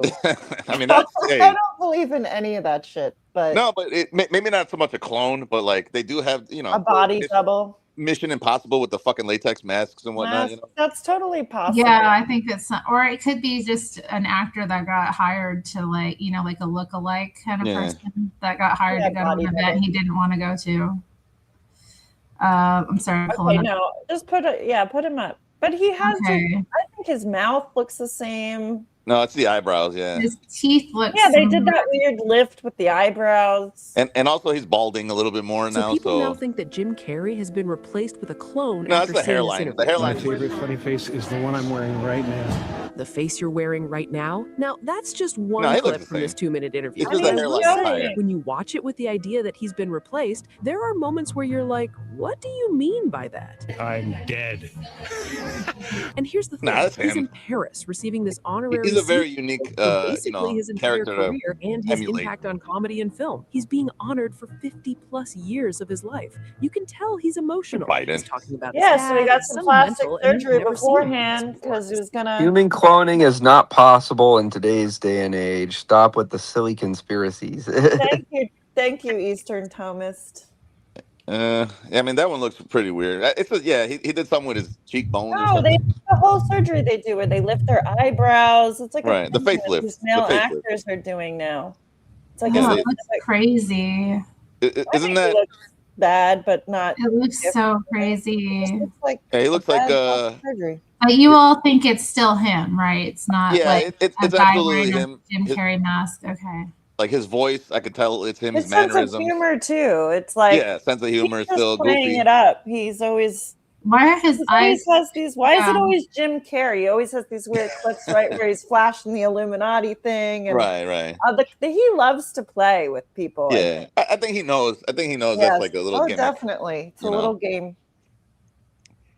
I mean, this is the star of the damn Truman Show, so he kind of has to make things, interesting about himself. Yeah, it's an interesting movie, isn't it? Yeah.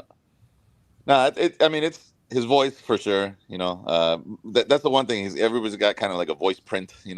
Kind of usually be able to single out somebody. Do you think Paul McCartney is fake? Billy Shears. Who? So there's a conspiracy that he died in like the 60s and was replaced with an actor called Billy Shears. No, I didn't know about Billy Shears, but I do remember where like if you flip reverse the audio or something, it said Paul's dead or something. Yeah. Nah, I mean I don't buy into that. I mean they could have done that and just been messing with people. Sir Paul McCartney is certainly an Illuminati member, so it's true.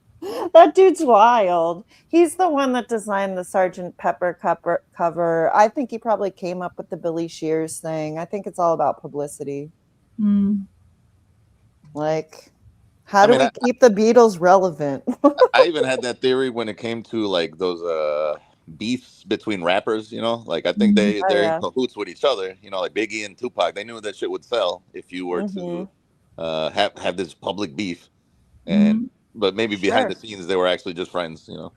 Create the controversy, sell the records. That's what I would do if I knew somebody from the wherever coast or whatever, and it's a big rival, camp. I'd be And like, then hey you have man, the idea that like Tupac is also, the son, of Asada Shakur, like the Black Panther, and yeah, so she was all into that. He was also like really gay. I don't know if Yeah, you've ever seen his yeah, he probably younger comes videos. off that way to me. No, but you ever see the and younger he was a videos? ballet dancer. That's not Yeah, he was too like a little common in poet artist guy, Although ballet dancers are impressed the hell out of me. I have to say, I love watching Still gay ballet. though. Totally lost. Yeah, but you got to be strong to be like. I mean, you have to be strong and thin and like so very just. Sounds gay to me. Yeah. Gym rats. Yo, you want to talk about something that's not gay? Can you put the picture of that hockey player winning without his teeth? Like, I need that made into a poster. Yeah, I need it made and put in my house somewhere. I love it so much. Where he's like bleeding from the mouth with the American flag. Yeah, he took a high stick. He took a high stick to the face, to the teeth. I love it so much. I haven't seen this at all. Hold As up. of 15 minutes ago, they think they got him. I forget his name. It was these are claiming that Jack Hughes or something. Yeah, Jack Hughes. You're right. Yeah. Oh my God. Yes, where his fist is up. Yeah. Oh, that's great. Yeah. That and why is it so small? I don't know, but I need this made into or put on a coffee mug. Get U-Block Origin, Terry. Yeah. I think that's what I had for a while, but I did. Oh, they're using it. Yeah. You got to update it. Don't worry about it. I thought it would be fun to. Oh, you know what? Go, right click and go to inspect. Guess what? What? CBS is reporting live right now, as of 15 minutes ago, that the Israelis are claiming the Iranian Supreme Leader Ayatollah Ali Khamenei is presumed dead after a joint attack today. Sweet. We're going around. We're doing straight up thuggery over the world right now. Yeah, we're just taking them out because it's gone too far. It is. Yeah. They're getting out of line. Daddy needs to lay the law down. Yes. This picture. Make it into a poster for me, someone. Is it you? Yeah, it's me. I'm T-Bird. Oh, I love their they had like the interview, I think, beforehand. And they're like, yeah, we're gonna kick those maple syrup sucking bastards, whatever, asses. Pretty funny. I love how this turned into a big like America thing. The whole they came in right onto the Congress floor or something, right? And the Democrats were all like, "No, I hate America so much," but the Democrats don't really hate America. They just need to keep their grift going, because if they actually solved things, they wouldn't have jobs anymore. I think they do hate America though, because they hate some of them, yeah. Yeah, but they didn't stand earlier. I don't know if you saw that, but where Trump was saying that hey, stand up if you're for protecting only the American protecting citizens. the American stand for the American citizens, and they would not. And nobody was saying it's like this is these are our leaders allegedly. Mm-hmm. It's pretty gross. But they do want to wipe out, like they really don't like the fact that I don't know, whites are the Of course, look what Clay posts. What did Clay post? What is that?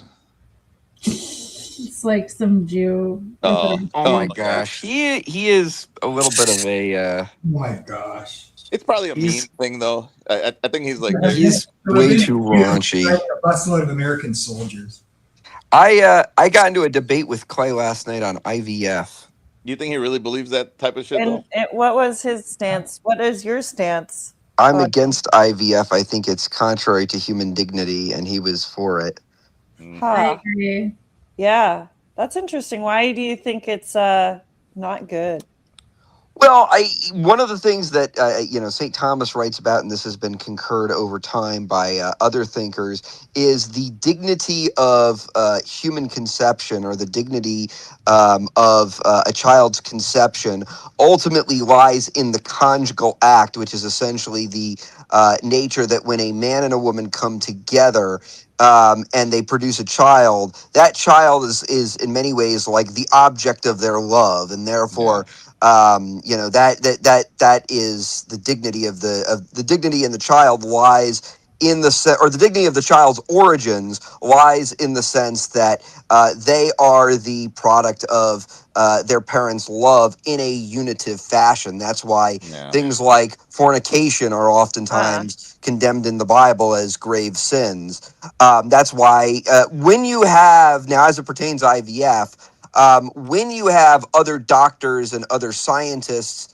that are coming in and they're trying to, you know, basically assist in the procreation process, then that sort of unitive conjugal act is destroyed because now you're adding multiple cooks to the kitchen. It's the same reason polygamy is a sin, because in polygamy, you know, the unitive act completely falls apart. The conjugal act between the two completely falls apart. Now, one thing I was talking with Odin about this, he said, well, if a husband was a scientist that could had the resources to use IVF, would that be a sin if he just injected his own wife with that, and you know he was the only person involved?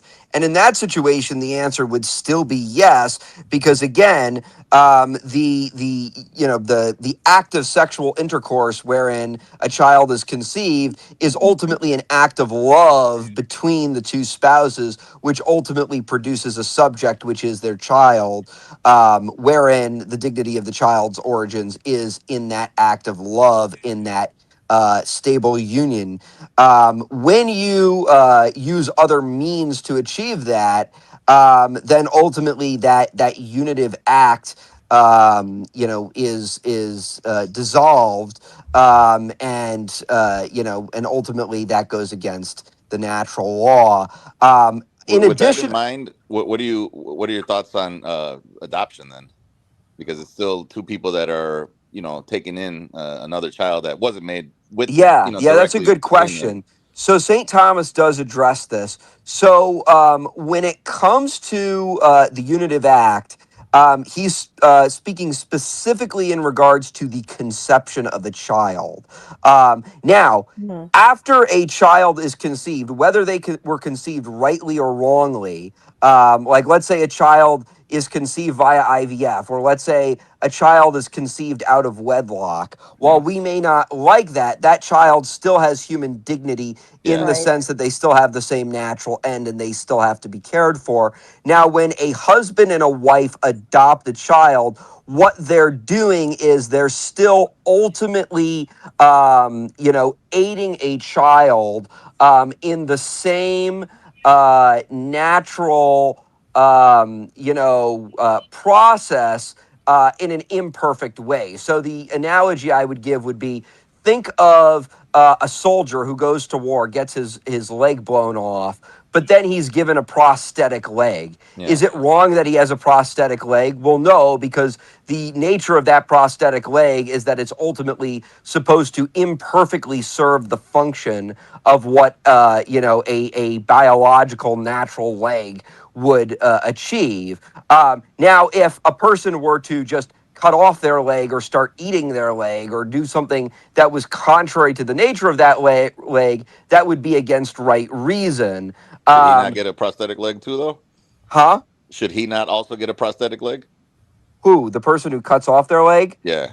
In case he Well, wants one yeah, but they later. shouldn't be. Well, they can, but they shouldn't be cutting off their leg to begin No, with. right. I agree with that, obviously, but What I'm saying is in my analogy, getting a prosthetic leg is not contrary to the nature of that leg, because it ultimately serves the function. The intent of that is to hopefully serve the function of that leg that was deprived when that leg was blown off. But if a person is, you know, willingly cutting off their leg, well, that would be an action that is against the nature of that leg, which is why that's against right reason, and that would be considered sinful. Like And that so in guy the that case of Jamie wanted to adoption, show us earlier. But how would that apply to IVF? Because if it's, you know, they're basically doing what adoption is, they're just doing it in a technologically, well, you know. I Well, wouldn't. not exactly. Yeah, I wouldn't agree with that, because I ultimately the think act. Yeah, go ahead, Terry. Go ahead. I'm very against IVF for a number of reasons. For one, it's humiliating for a woman to like go through all of those processes with doctors, and often it doesn't work. So a woman has to physically open herself up in a very vulnerable way, which I understand people do because they want to have a child. But I think it's contrary to the dignity. Right? Well, I think in talking about human dignity, I think it's undignified to do that. Yeah, but what about a pap smear? It's the same situation. Well, that's it's in. If you've ever had a pap smear, it's pretty undignified. Pretty undignified for sure. So that's what I'm saying. Would it be similar? You're just using a certain medicine. Let me continue. I'm not done. Yeah. What are your other points about why you're number of your eggs from you? Right.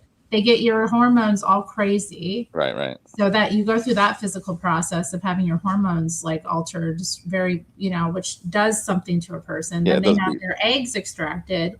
Then their eggs are put into a petri dish and multiple eggs are fertilized. Yeah, frozen and everything. If you believe that life begins at conception, you have all these human lives in a petri dish. They pick the most viable egg and then they implant it.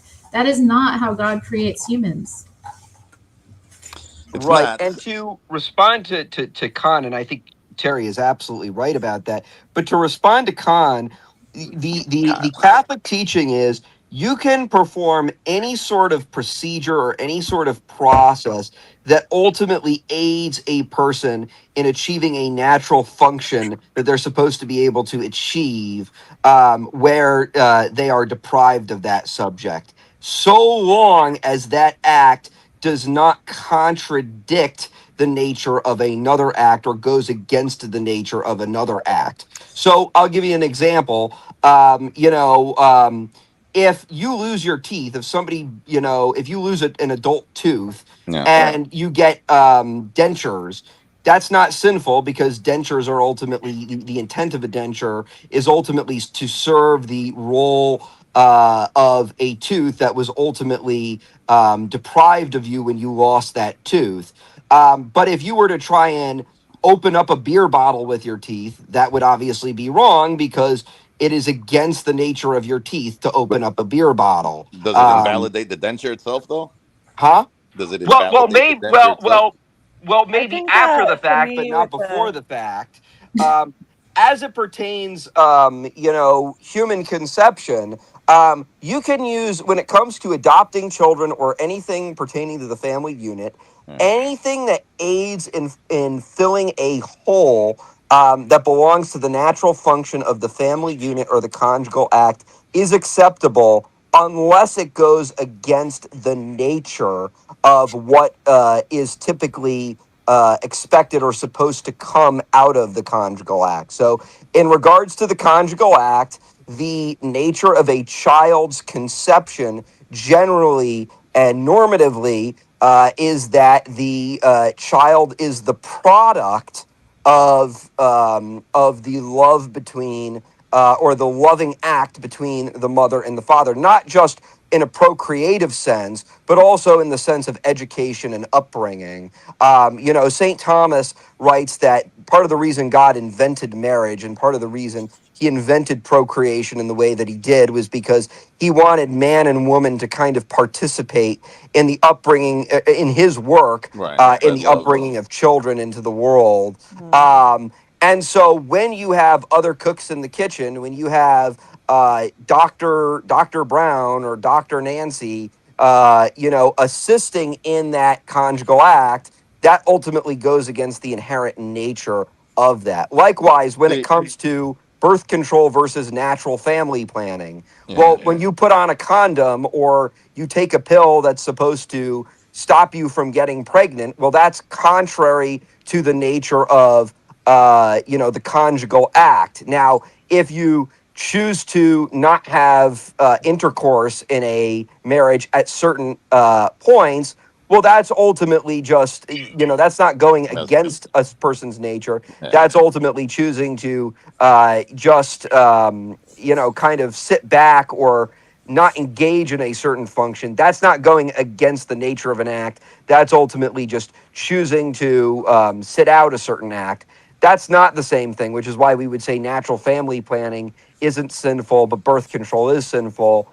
But in regards I don't know why to people are like so entitled to children. I always think that's really interesting. When you can't like conceive, then you go through these methods to like, is God maybe telling you something? Like maybe it's just it not wasn't in the meant for you. cards for you. Right. Or like you could, I don't know. I have issues with adoption too, and the psychological Well, I don't know about the whole.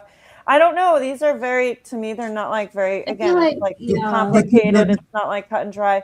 But I wanted to ask Eastern Thomas, like, how do you feel about surrogacy? Because this is all kind of interesting. That's kind of weird. I'm against surrogacy 100%. I would say that absolutely goes against the conjugal act. I think that's probably as chief an example of trying to procreate outside of the conjugal act as you could get.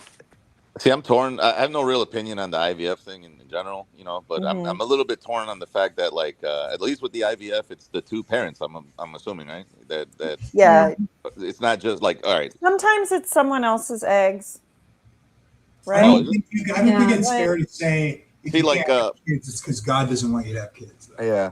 Another thing too, I don't like about IVF is a lot of times in IVF you can alter certain accidental features of the child. So you could alter the eye color or the hair color. Like I'll give you an example. This technology. Right, exactly. Well, like recently, who is the Allison Liu, the figure skater who just won for the Americans at the Olympics. Her father, when she was conceived, her father was a single father, and he paid for IVF to conceive her. And he said, "Oh, by the way, she must be Asian, and her eye color must look like this, and her hair color must look like this." Yeah, and her relationship with her dad is also really wild. Like, he pushed her so hard to be a figure skater at one point. She even quit at one point.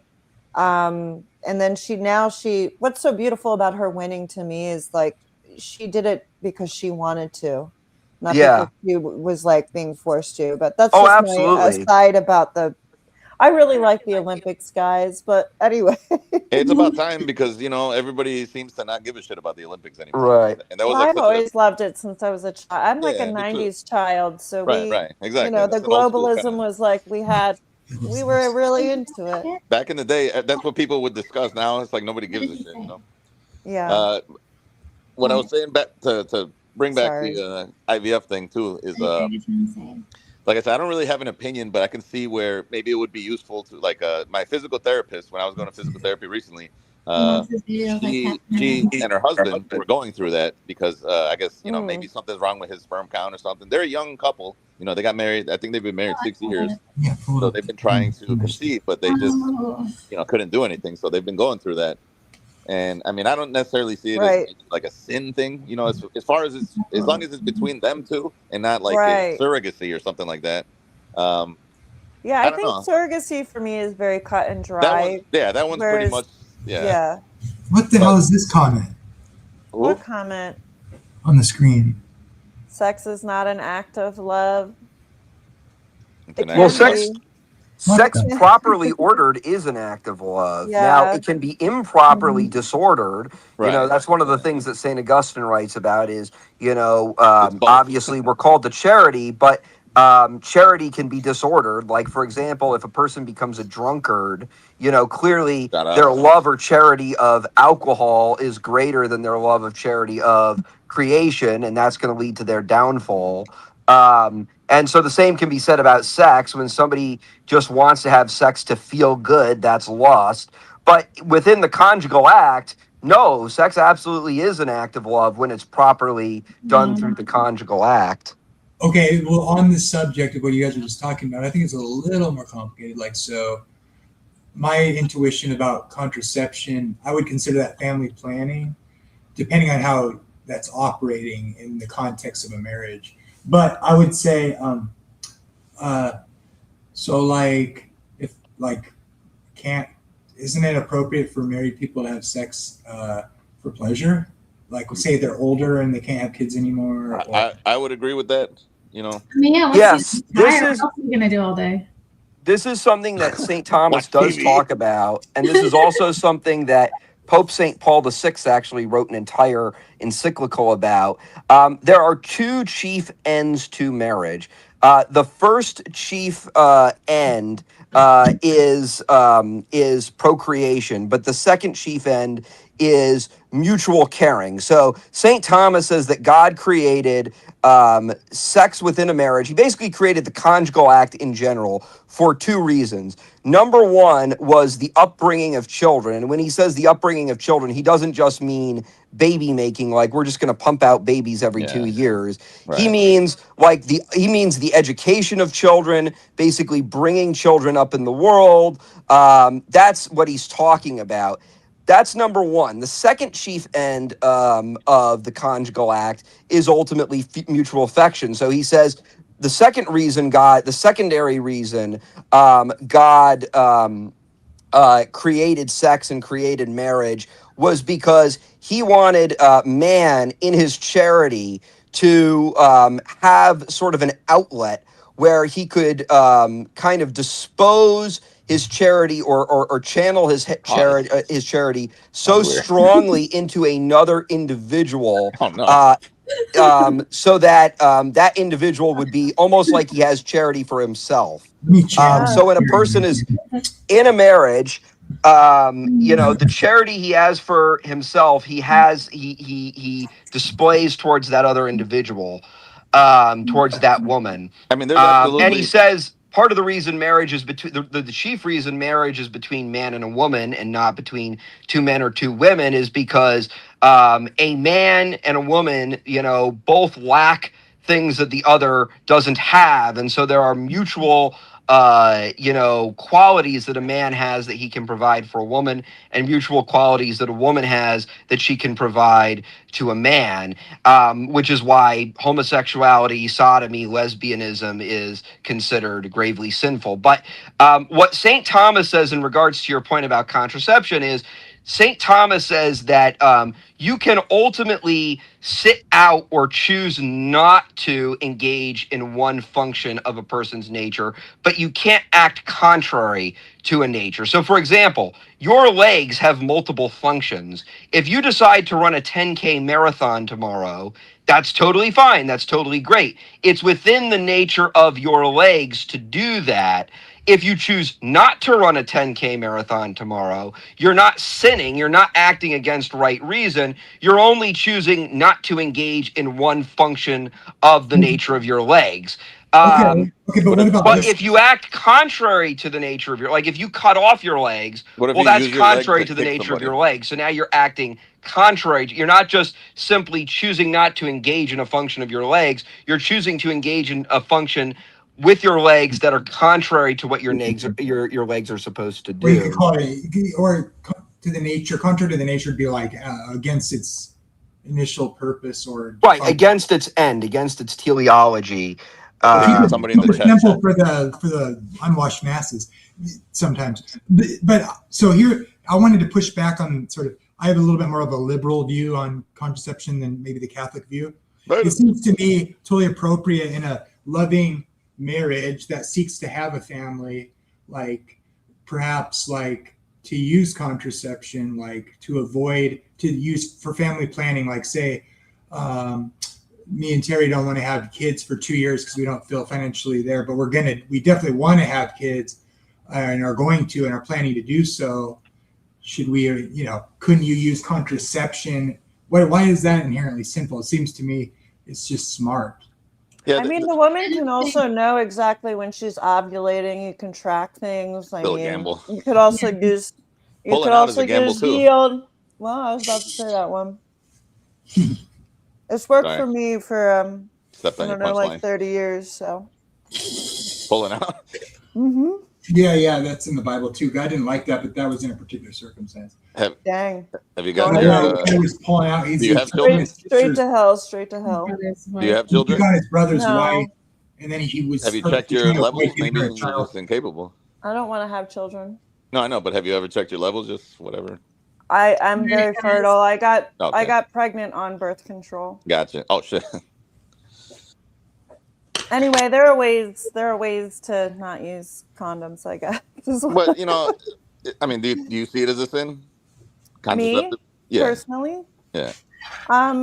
No. Okay. Yeah, because I mean, there are people that even think that just sex, to not have kids I think is a sin. I think sex without love is a sin.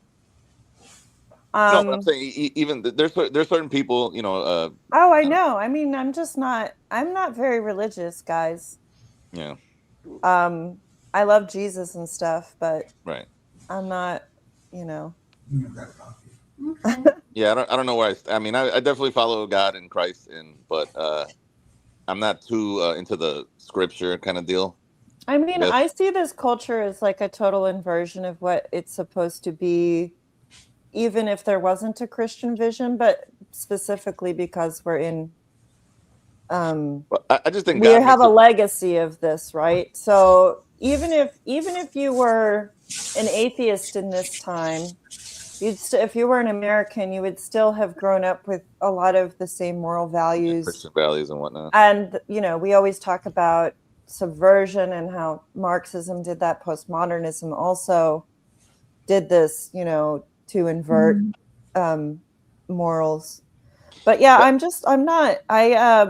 a different path, I think, than a lot of people, and I've been watching Terry for a long time, so I think that's I just how I got here. I think God makes it very, very simple for us, and I don't think it's as highly nuanced as the scriptures make it. I think it's as far as like, again, going back to like the laws written on your heart. I think if you pretty much just follow that and try to be a better person, as long as your intent is not ill. I don't really. I'm not gonna say see the value, because all the other things are good advice, but I don't necessarily see them as sinning, or if you don't do those things, I guess. But I also fully believe in Christ. Oh, I'm sorry. I don't know what the hell happened. Well, I mean, I think Jesus Christ is the savior of the world for sure. Yeah. Well, I feel like he's the doorway back to God. That's it. I think it's like just back home. He's opening the door for you.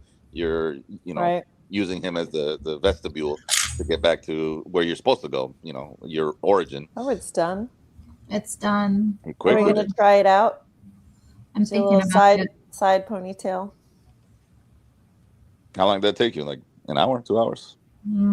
Probably an hour altogether. I ribbed it out. I frogged it out like a couple rows and redid them, so it would be a little bit more ruffled. Let's see. Yeah, I don't know. The IVF thing kind of reminds me of like the argument against like blood transfusions, let's say. You know what I mean? Like no, because you're I don't. You see, I don't agree with that. That aren't going to be born. I think it's very different because I think it's very different because when a person does a blood transfusion, if a person is able to transfuse blood, if a person is in a healthy condition to transfuse blood, then ultimately they are assisting another person in achieving a natural function of their body that they've been deprived of. Well, but that's the problem. Ultimately, scientists coming in and concocting a child is not the natural function of how a human being is supposed to be conceived. So again, that would be contrary to a person's nature. Again, wouldn't God be giving us the intellect to create this science? In order to create more life. No, well, no. I think that would. The dignity of a child's conception isn't just in the sense that they are born to preserve a species. Again, that's naturalism. That's the idea that, the only point of making babies is to preserve your race. Not preserve race, but to spread love, spread God, life. Right. But that ultimately lies in the dignity of the child as the subject of the parents' love through the conjugal act. When you take that away, the child just becomes a scientific creation, and that destroys the dignity of the child's life and the child's conception. I don't know. I'm still torn between it because, like I said, given the example of the physical therapist, they obviously want a child. They got married, they did it whatever the right way. It's just I don't know who's at fault at that point, but they still. I know they don't deserve a child. I guess it's not written for them. but I think having a child is a very, very good thing. And what I would say to a lot of people is, don't go against the nature of that child's dignity. Instead, do the opposite. Assist a child who is in need, who the natural functions of their life. They're in a situation where the natural function and the natural stages of their life has been disrupted, and you have the opportunity to kind of step in and assist them by adopting them, and by adopting them, you can assist in the natural functions of their life that they've been deprived of, and that's why I would encourage adoption. But I think a lot of people, unfortunately, when they go to IVF, they're like, well, I don't want my bloodline to go away, and which is unfortunate. I think they just really want their child to represent them, the father and the mother. But a child can still do that through the virtues of the values that they've been instilled with. Again, the point of bringing up a child is not just biological. It's ultimately in the upbringing and the education that their mother and father gives them. Yeah, but I think they still would want their at a genetic level. For I get that, and I understand that, and I'm sympathetic to that. But let us not be naturalists. Isn't that a kind of vanity too? It is. It is. That's why I said I'm torn on it, because I don't really have a real opinion about subject. Yeah, I think it's for me. I've always, this was even like in the feminist kind of days. I kind of got into this stuff, and I kind of really didn't like. The more I learned about reproductive technology, the more horrified I kind of got about it. I mean, it is playing God, obviously, right? I think it is. I think it's playing God, and that's the part about it that freaks me out. And also, like with IVF, I think about these people I think about these lives that have been created that are put on ice for decades and are never to be born. And I think there's something wrong with that. There's something very wrong with doing that. So you can, and also picking out whichever. The selection is probably the worst of it. What if that wasn't supposed to be your child? Like, in the natural order, like that was the Antichrist. The sperm that makes it to the egg is going to have some kind of issue. And but that person's life it's just not the way God creates humans. And I feel like because of that, just from my perspective, it's not something I would be comfortable engaging in. Yeah, I personally wouldn't do it, but I don't, I'm not too opposed to other people doing it if they feel like they, I don't know, want a child and they're in love and all that other nonsense. I do plan to do in my Aquinas classroom at some point. I'm going to do a video it's video series as a part of Aquinas classroom on Catholic social teaching. So I will be going over. I do plan to go over IVF. I do plan to go over contraception. I do plan to go over surrogacy, and I also, outside of just baby making, I also plan to go over capitalism versus socialism and government and stuff like that as well. But I'm going to get through my series on the sacraments. What I'm going to do next week is next week is going to be on the papacy. Then it's going to be, Jamie will probably like this subject. It's going to be on predestination. And I know that's a topic Jamie's been talking about lately, but I'm going to talk about the differences and similarities between Thomism and Calvinism on predestination. Then I'm going to do the 3 worst arguments for the existence of God from a Christian perspective, and then I'm going to get into the sacrament series. Words. Nice. Are you on the patio, Jamie? Jamie, what the hell's going on with your hair, man? It's blowing in the wind. I just took my hat off. Floofy. He just got out of Iran. He's looking like Trump. He went to go report on Iran, and his hair got messed up because of the planes. See if I can get it better. Okay, guys. I wasn't sure if I would like the little crocheted scrunchy thing, but I do. Oh, it looks good. It's cute. Yeah, nice job. Way to go. Thanks, guys. Wow. It's the small victories. Little things. Now I'm working back on this. I'm doing the second panel of the thing Blanket? on the. It's not a blanket. It's going to be a vest? sweater vest. Yeah. Can you make the? So you could like do a circle base and then what is that? The back? Yeah, I think that's going to be the back side. I haven't decided which side's going to be the front or the back yet, but. Can you do the tea cozy from Waterboy? If you've ever seen that movie. I don't remember the tea cozy from Waterboy. I've seen it, but it's been like. They wanted Dan Marino to die, so it was a little tea cozy that said "Die Dan." I can't die. Just being a goofball. That was from like. Isn't that from? 96. Got it. The Waterboy. I thought it was from. Thanks. What's that? No, well, no. It was Waterboy because it I'm was. gonna put some more water in this mud water. It's like the sediment really collects at the bottom. Yeah, you didn't look like you were enjoying that mushroom tea. It's not that good. Does it actually taste like mud water? Yes. Yeah. Okay. It tastes It like does dirt. kind of. When I drank it, I had some when Eric was here for the wedding. Some they were I drinking think it. it's honey too. That It might made me help. feel weird, man. Are you getting high? Yeah, a little bit. You're going down the rabbit hole. Yeah. I'm worried about that with the fucking cordyceps because the lore is that isn't that the fungus that like takes over ants' brains and whatnot and makes them like climb into like a specific branch so that a bird. Yeah. So the cows will eat it.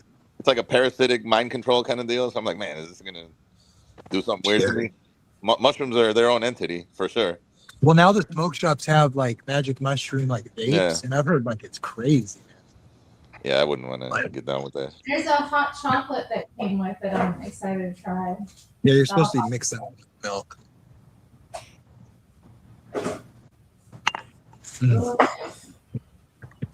I've heard mushroom coffee was good though. I don't know if it's. Well, that's what that's supposed to be. Well, I probably made it too strong. I may have made it too strong. Are we talking about coffee? What's that? What are we talking about? I had to take a phone call. She was drinking mushroom tea. Oh, Mud my coffee. friend's dad was really into that. The mushroom coffee. She didn't look like she enjoyed it though. So Was it not good? she said it kind of tasted like dirt. Can you guys see those houses on the hill over there? Or is it too small? Too small, Kinda yeah. small.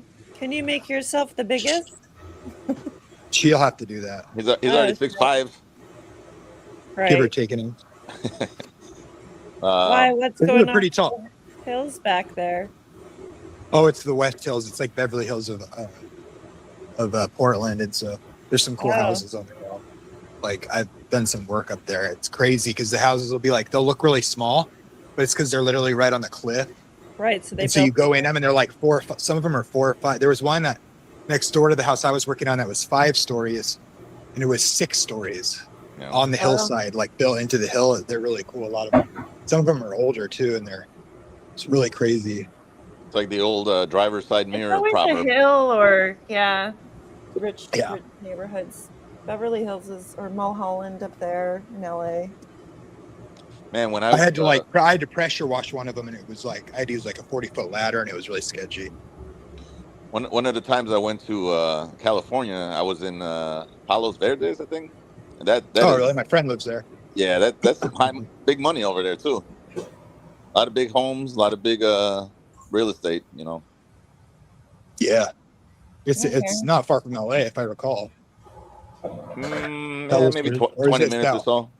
Where I went was like right off the I'm assuming the ocean, because I was like in a little cavern cave area when I branched off, but I think we went to go visit some type of like golf club or something, or what do you call those? Like a country club. Country club, yeah, country club. But it was huge money, lots of important looking people. I felt very out of place. Big homes. Yeah, they're always hiding out there in the hills. Yeah. Are you from whether it be over there? New Jersey, whether it be New Jersey or California? Are you from Yeah, over they there? have their own. Not California. Seattle. No. In Seattle, New it's like Jersey.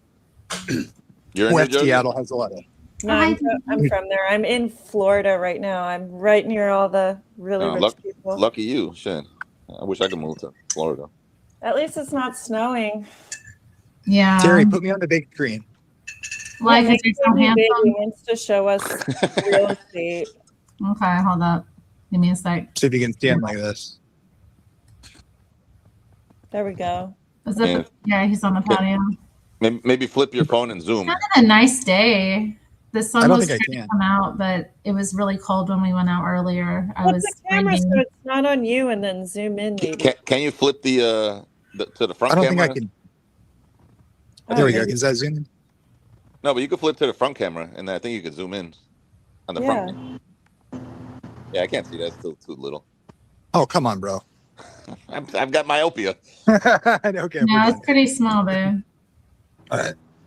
It's not that great. This is cool though. Is that your guys' building's like porch or something, or like?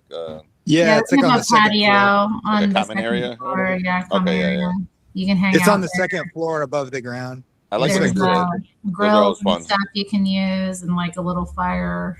Like Yeah, I got a buddy who lives like right off Lakeshore Drive here, and he's got one of those, like a pool and everything, like on the second.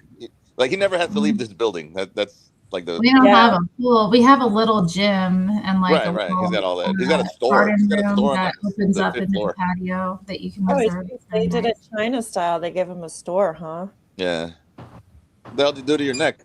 Why are you bleeding, Jamie? I don't know. I just was itching. There we go. There you go. Is that better? Yeah. Yeah. See if you can Okay. zoom though. I think you can zoom when you're doing that. Okay. Hold on. There's some I don't want to videotape somebody. Yeah, you got a fire pit. That's fucking dope. Yeah, we've There's like a gas. Yeah, we had like our wedding party up here. Yeah. One of them. Yeah, I wanted Let's to see come, if I man. I don't have any of my real ID or any of that nonsense, and I was kind of short on money those couple months, so that Man, was a bummer. it was so crazy. Like, it's okay.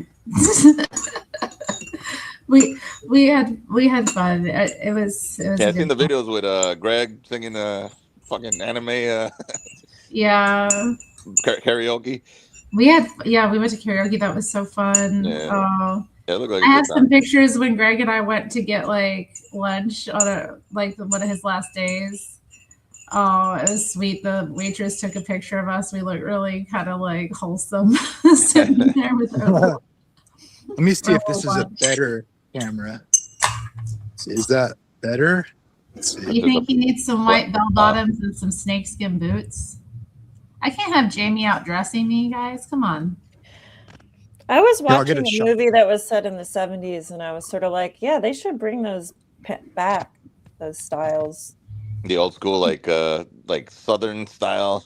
Like, I don't know, they had like collared shirts on. The Yeah. collars were like a little too wide, and bell bottoms or wide-legged pants. I'm sure it'll make its way back, anyways. All these things tend It to. will. True. I mean, crochet's pretty big this year. So, like in the 70s, crochet vests and tops and even pants were really popular.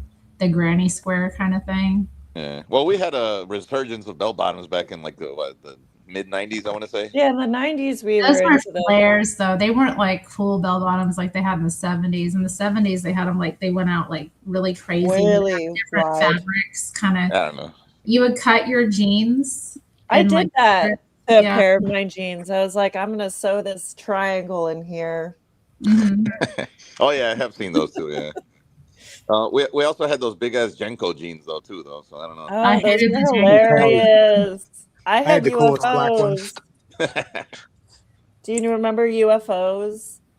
Were the shoes? No, they're pants. They were like these Oh, no. baggy parachute pants that you would wear to like a rave in a warehouse. Oh, you got your candy on your wrist and whatnot. Oh, I can crochet Jamie a tank top. I could. A tank top, though? Probably more like an undershirt.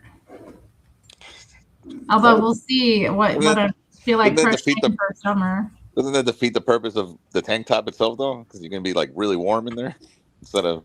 Well, No, you because can it's make like it. poles. Yeah, and if you make it with like cotton, then it's going to be like pretty light. Breathable. Mm-hmm. Bell bottoms are coming back, says Gregatron. Yeah, I like Cool. bell bottoms, man. I used to find all the chicks that were wearing them really hot for some reason because it like makes their. Dudes' butts look good in them. Everyone's about butts that. looks good in them. That's Anyway. I just like the fact that I don't know, make their legs look kind of shapelier. I like the bell sleeves too. Like when you're wearing a top and the sleeves kind of go out at the some wrist. Stevie Nicks action. Isn't that like the Seinfeld puffy shirt? Okay, we lost Jamie. Let me. It's just a quilt. Oh man, I gotta go soon. That's why I put my camera on. Were you the one that I said was a drunk female version of Mr. Mad? I probably was. I was drunk last time. Okay. What's up, I was pretty drunk last time I was here. That was fun. Ladies' night. What a night. Yeah. We'll do another ladies' night next month, I think. You want to toss on that David Icke segment? I didn't find the Or video. is he wearing like a teal? Let me look it up. I'll find it out. I'll find it. It was just that one part because he was basically saying. Oops, I can't spell for some reason, or type, I should say. He was like lizards.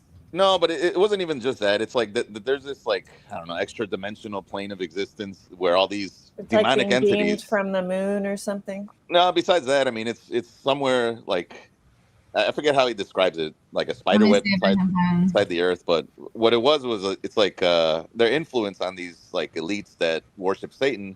He knows that, or I mean, these entities or whatever know that they can kind of infiltrate these people to serve their right, like their agenda. Yeah, and in a sense, they are feeding. They are feeding off of these people who are in turn feeding off of like infants and whatever they're doing, and life forces and things like that. So I don't know. I just thought it was kind of interesting because it reminds me of that whole like possession thing. Like people are willingly possessed and. Like, what's their motivation? I think possession, even as a metaphor, is good. But yeah. Yeah. Well, like I don't know. I can't find the like short, like. No, there's no short. It just started like the 19-minute mark of that one video, and it's Which maybe one? like There's two on Redacted. One is an hour and 20 minutes. The other the is shorter two, one. Yeah, the shorter one. 2.5 hours. Okay. It's only like a 3-minute segment, but it was just basically he was saying that like most people can't like you're basically stuck in tunnel vision, so you don't see the greater picture, and the greater picture is like maybe a bigger band of frequency where we're actually just a small part of, but these entities. Let me see if there's timestamps too. There could be timestamps. And I don't remember if I saw any there, but I mean timestamps. It was just that one segment where he was basically kind of speaking on the possession part, and that's why 19 I see like minutes in. You said. Yeah, just about something like that. Is he wearing a teal? Is he wearing the teal? That's my no. Oh, he's wearing a blue though, sky blue. But he does look reptilian himself too, so I don't know. It's the eyebrows. Yeah, no, it's the eyeballs. Fucking guy looks really weird. He's just British. Leave him alone. But it's the teeth too, I think. He's got, like, just British. They just look like this. Yeah.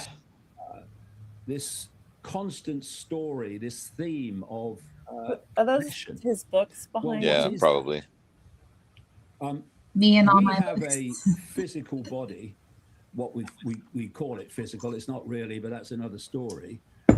We have this physical body because it allows us to interact with this frequency we call human. As I said in the other chat, I can pick up those spectacles because I have a vehicle that is resonating within the same frequency band as the spectacles, therefore I can interact with them. My consciousness, which is a field of energy awareness that overrides the body, that is vibrating so fast I couldn't possibly interact with this dimension and pick those glasses up. So we have this vehicle. But that electromagnetic field that you might call the mind or consciousness can be, there can be a connection made between these astral entities and that human electromagnetic field. Some people call it the auric field, whatever. And through that electromagnetic connection, not my organ, then the perceptions of the possessed person can can be controlled. And so this whole idea of possession is to connect with the electromagnetic field of human and take control of perceptions and behavior. Wilhelm Reich has entered the chat. When you see these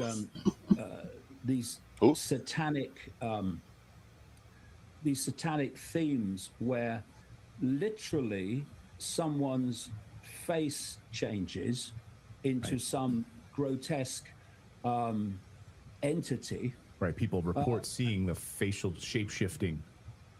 I've seen it. I've seen it. I've seen it. It's real. Now, the question is, what's going on? It can be very simply explained.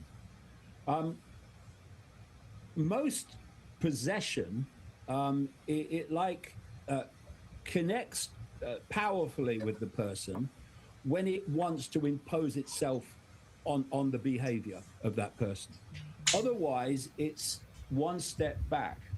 And this is why you can talk to people and they say, oh, I met so-and-so who I know is a Satanist. Oh, he's a nice chap. He's very, very pleasant. Yeah, okay. But you want to see him when the entity comes in. So you've got this like schizophrenia in personality between when the entity imposes itself and when it takes a step back, and because it doesn't really have to control behavior in the intermediate time. And so you can have possession where the entity is influencing the perception through the subconscious overwhelmingly of the target person. But it doesn't reach the point where this facial change takes place.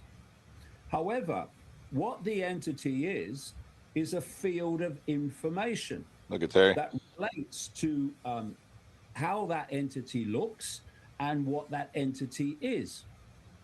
And what happens when the possession gets really, really powerful and intense is that so much of the entity's information is poured into the possessed entity's field, that the possessed entity's field starts to reflect the entity. That's what I was saying with the artwork. You know, like the stuff that they're drawing is probably influenced by these entities or whatever. Yeah, they don't have bodies. Yeah, they're on a different supposed frequency as us. Anyways, they're like fourth dimensional beings, I guess. Right. So they don't have bodies, so they have to possess people's bodies here. They're all energy, yeah. But so they also theory.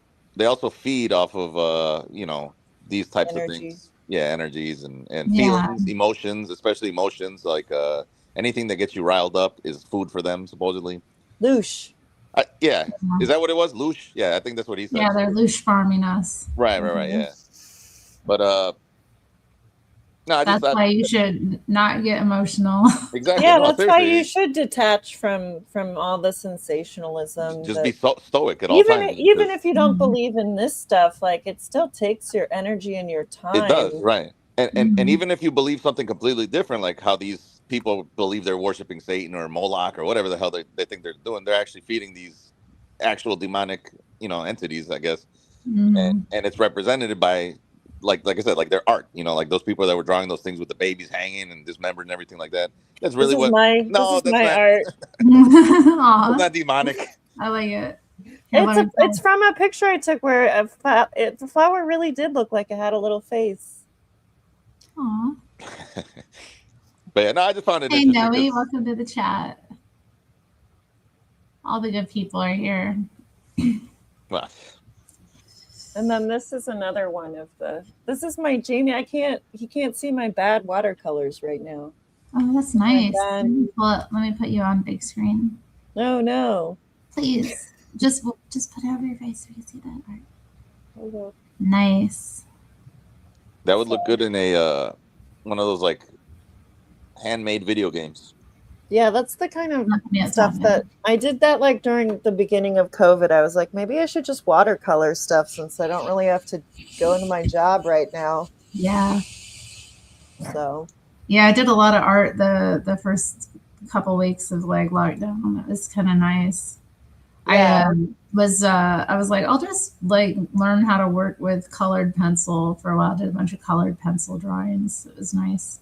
I think the extent of my I need another break like that. Can we have another lockdown, please? Yeah, weirdly enough, like I was angry about it, but I was also like, damn, like I made like a whole podcast and like I did I gotta say horrible though, watercolors, like I didn't let them control. I still went out. right.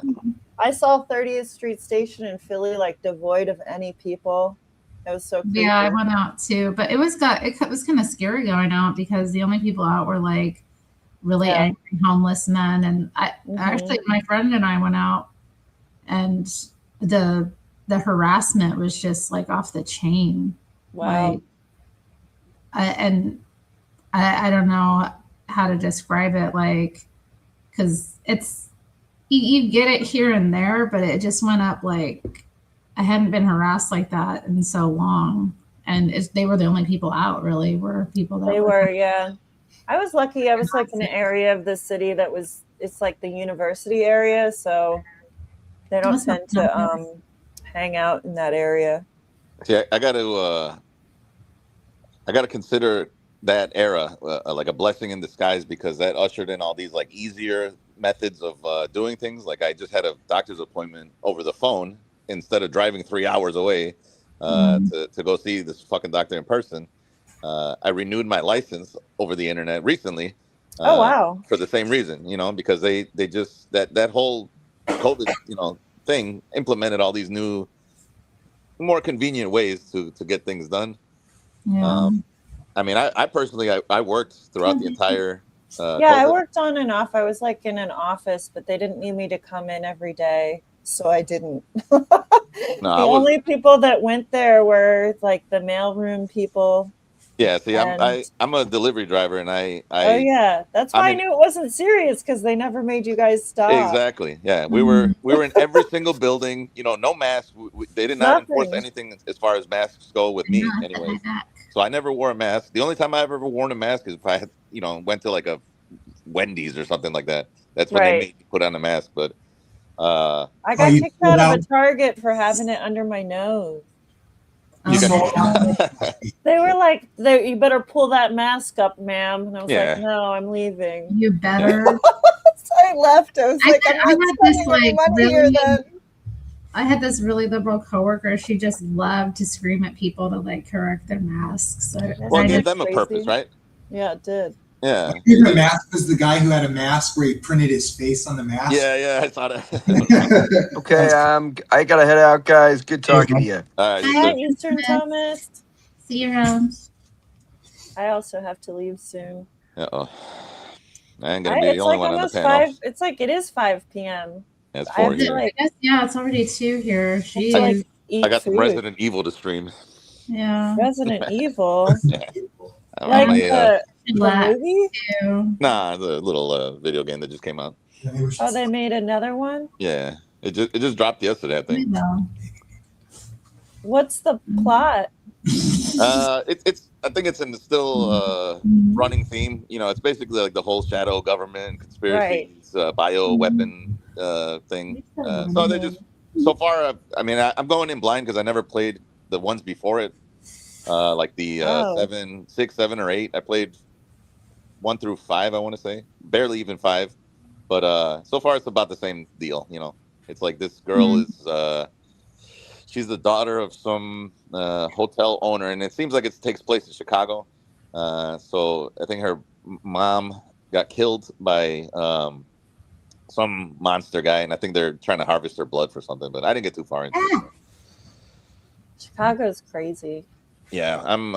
It's my nightmare. Do you live in Chicago? Yeah, I'm in Chicago. Yeah. Oh. Yeah, it's a nightmare here. It's not that bad though. It's a beautiful city, The architecture is great. It's just the politics are the worst. And then they say it's a very crime-ridden city. I'm 44. I've never had any issues. But there is a lot. I had of a good time the one time I went. Where did you go? Downtown? Just the regular, near like Trump Tower and all that. It is a lot of crime, but the odds that you encountered personally are probably slim to none, unless you're living in like the hood. Right. Like in my neighborhood, I've had I've been here at least 6 years now in my house. Zero issues. When I lived a little bit further south east, maybe like 2-3 miles, maybe 5 miles max, southeast. It was a nightmare, and I got my car stolen, all types of shit, that I've talked about in the past. But even still, like, I've never been assaulted. I've never been shot at, like it's a little bit overrepresented. Are you like a taller kind of guy? Me? Yeah. No, I'm a little manlet, 5'9". Oh, well, that's still not average world height. It's average. It's pretty average. It's not short. Average American. It's definitely not manlet level. That's normal American height. Yeah, normal American height. I think world height is like 5'4" or something, 5'5". 5'6". Oh my god! When I go to Asia, I'm like, get me out of here! I'm a giant monster. Like I can't fit into any clothes. How tall are you? I'm for a lady, I guess tall, but no, I don't feel tall, but like 5'7". Okay, yeah, that's okay. Yeah, that's standard, right? White I guess woman. tall for a lady. I think. Like for a white woman, that's standard, I would say, because I think any white women. White ladies. I'm down here. So it's usually the Hispanics are like 5 foot to 5'5" or so, Yeah, we have a lot of like Guatemalan people here. They're all little people. They're so tiny. Yeah, they're little. And no thin, wonder a lot of them tend to be thin. Little people. Why isn't Greg joining? Yeah, where's Greg at? I don't know. I gotta go soon. You better get on here. He needs to fill in the void because I can't keep up. No, we'll probably shut it down okay. soon anyway because I kind of want to chillax. I just thought I'd come on. Yeah, what time is it over there? It's 2, just past 2. We went out this morning like to that little cafe and stuff. It's not really, the sun hasn't really come out. It's kind of just a overcast day, so I don't think we'll go out or anything, but it was raining here. I want to kind of just put something on and crochet and maybe eat some of that like take a nap food I made yesterday that I didn't get to eat. What'd you make? A shepherd's pie. Oh, nice. Hell yeah. Oh yeah, I gotta make something with all these potatoes. Yeah, I'm gonna eat some of that shepherd's pie. Yeah, we better heat it up. We were putting it in the oven. I made. But it's like a mashed potato crust, right? Basically. Yeah. I think it's like peas and ground beef on the bottom. Yeah, we can put it in the air fryer to heat it up. Heck yeah, get it. Yeah, I made some Mexican last night, and the shit came out really good. What did you make? Just like the Spanish rice, the beans. And I just made some chicken tacos. I had a couple of chicken thighs. I just diced them up and made some tacos out of them because. When I eat chicken thighs, I just air fry them, like 4 of them at a time. But since I only had 2, it's like not enough. Hey, Greg. Hey, Mr. Man, how do you adjust for time if on the air fryer as opposed to baking something? So it's supposed to be maybe like 20% less than the time That's it would it? take in the oven, roughly. I mean, it depends on the size of the air fryer. So if it's like very enclosed and airtight air fryer. Lean towards the side of it being done quicker. The one I have 2 different air fryers. So one's like the Instant Pot Vortex. I think it's like 6 quarts. Vortex. Ours is we have a Ninja. Ninja, yeah, they're pretty similar. Like I have the basket style one, basically. Is what I'm trying to say. The basket. You guys style, are in the future. I don't have any of this stuff. It's convenient. My oven's broken. Yeah, we got it. This is what ours looks like. Yeah. So that's the Instant Pot one that I got. Similar to that. But I also have one that looks like a toaster oven, and that one takes significantly longer than the basket style one. But they're both. Yeah, it seems like I can do it in like 60% of the time, but I'm not really sure because. I'm excited to make jerky with it at some point. So yeah, it can like dehydrate the meat. Yeah. Yeah, I don't have one. I just have an oven and I mean, an air fryer is essentially just an oven with a fan in it. And that's what really speeds up the cooking. Gets it going is the air, the hot airs. It speeds up the cooking process. It kind of dries things out a little bit more. So like you're not gonna want to do things like pizzas in it. What are you doing?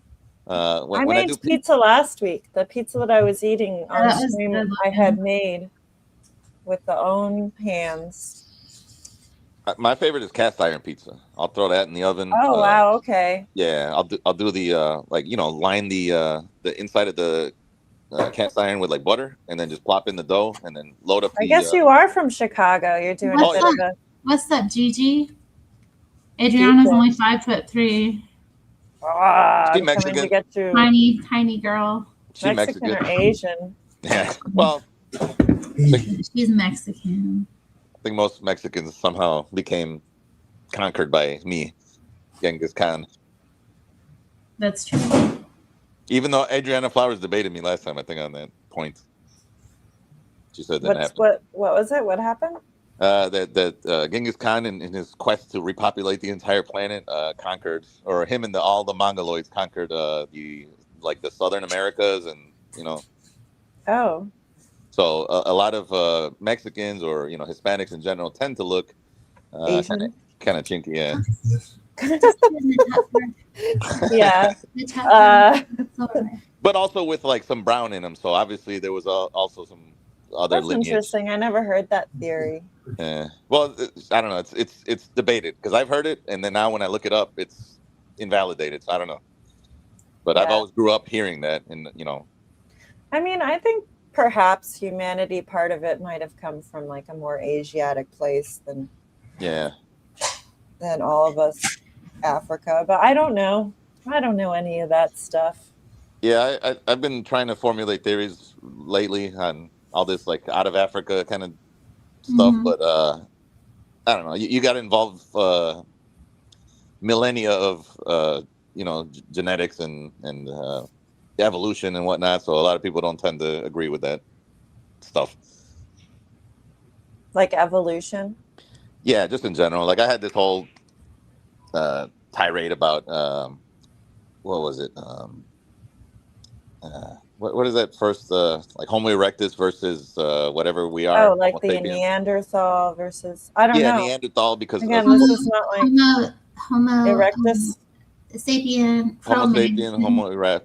But all right. So from what I've heard, supposedly, it was that like white lineage or like Caucasian style lineage was more Homo Neanderthal, but their birth rates were so low that the race that would be like Negroid or African or something like that would basically mated with the Neanderthals and phased out their bloodline. But so that's where we get the separation of the races, and that there's technically only 3 races. So it'd be like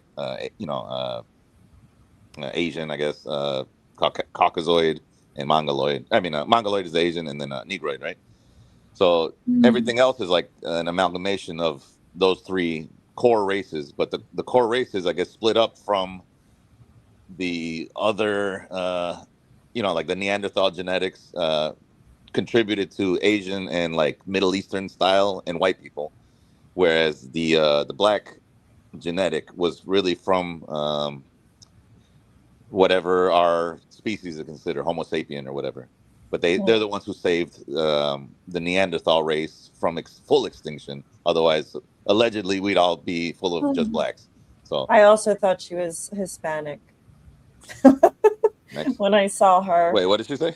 She said she thought Alyssa Liu was Mexican because she sort of looks like one, but she's half Chinese, half white. And I thought she was kind of Hispanic before I knew her name when I was like seeing pictures. Oh, I don't even know who that is. Her. She's the figure skater that. Okay. With the cool hair. With the striped hair. Gotcha. Okay. And I think that's interesting, but like I'm not talking about this right now. I'm talking about the Olympics again. But the one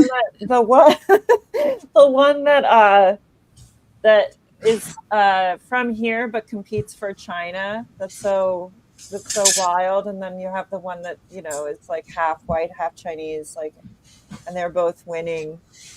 I don't know how I feel about someone who is raised here competing for China. And I guess she makes this skier, right? And she makes all of the money doing like basically like advertising. I think that's wild.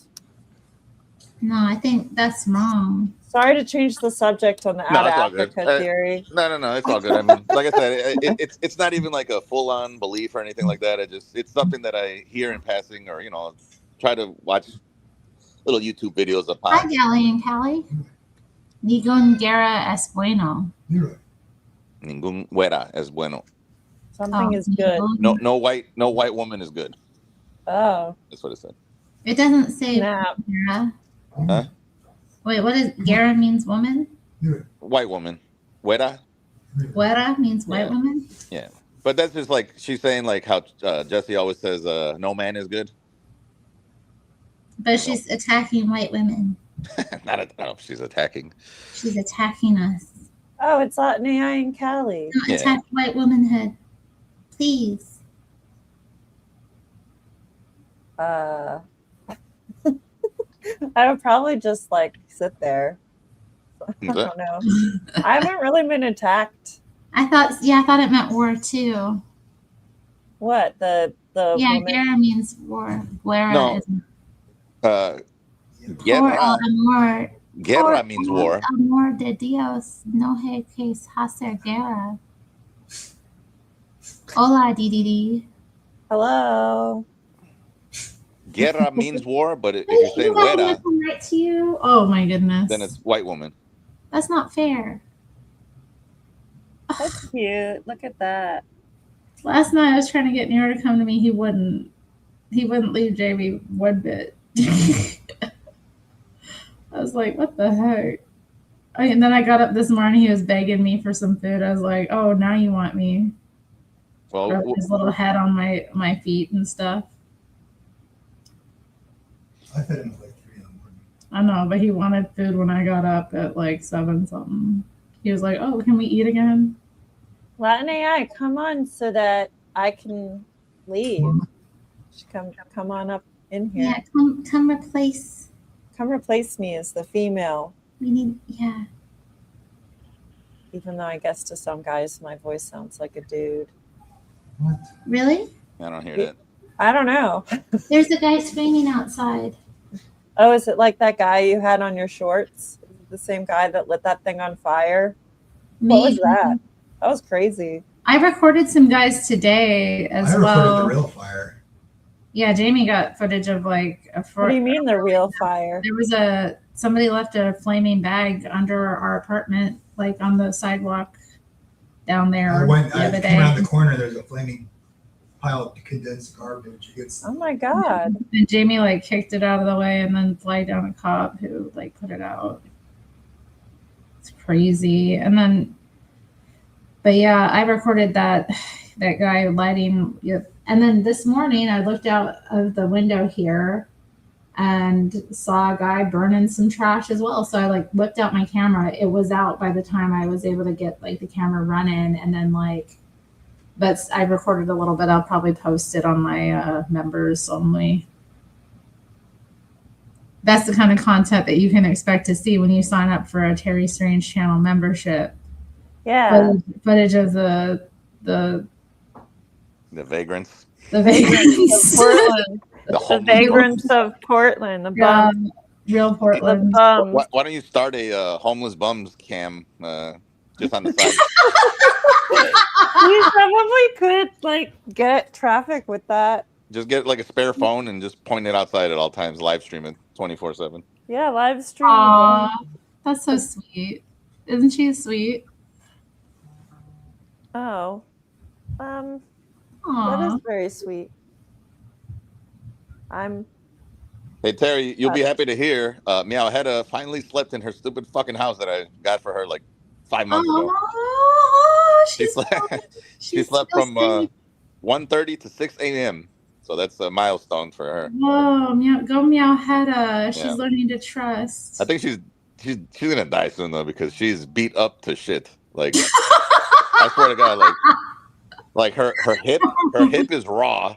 When she walks down the stairs, she's got a limp down the stairs. I'll try to feed her. I'll feed her those little cat Go-Gurt shits. Oh yeah, those things. I don't know what they're called, but I got them from I know Amazon. what you mean. It's a tube. Yeah, she loves that. Little meat. But I got to feed her through the crack of the door, otherwise she'll swipe the shit out of me. So she's a pain in my ass, man. She's a fucking headache.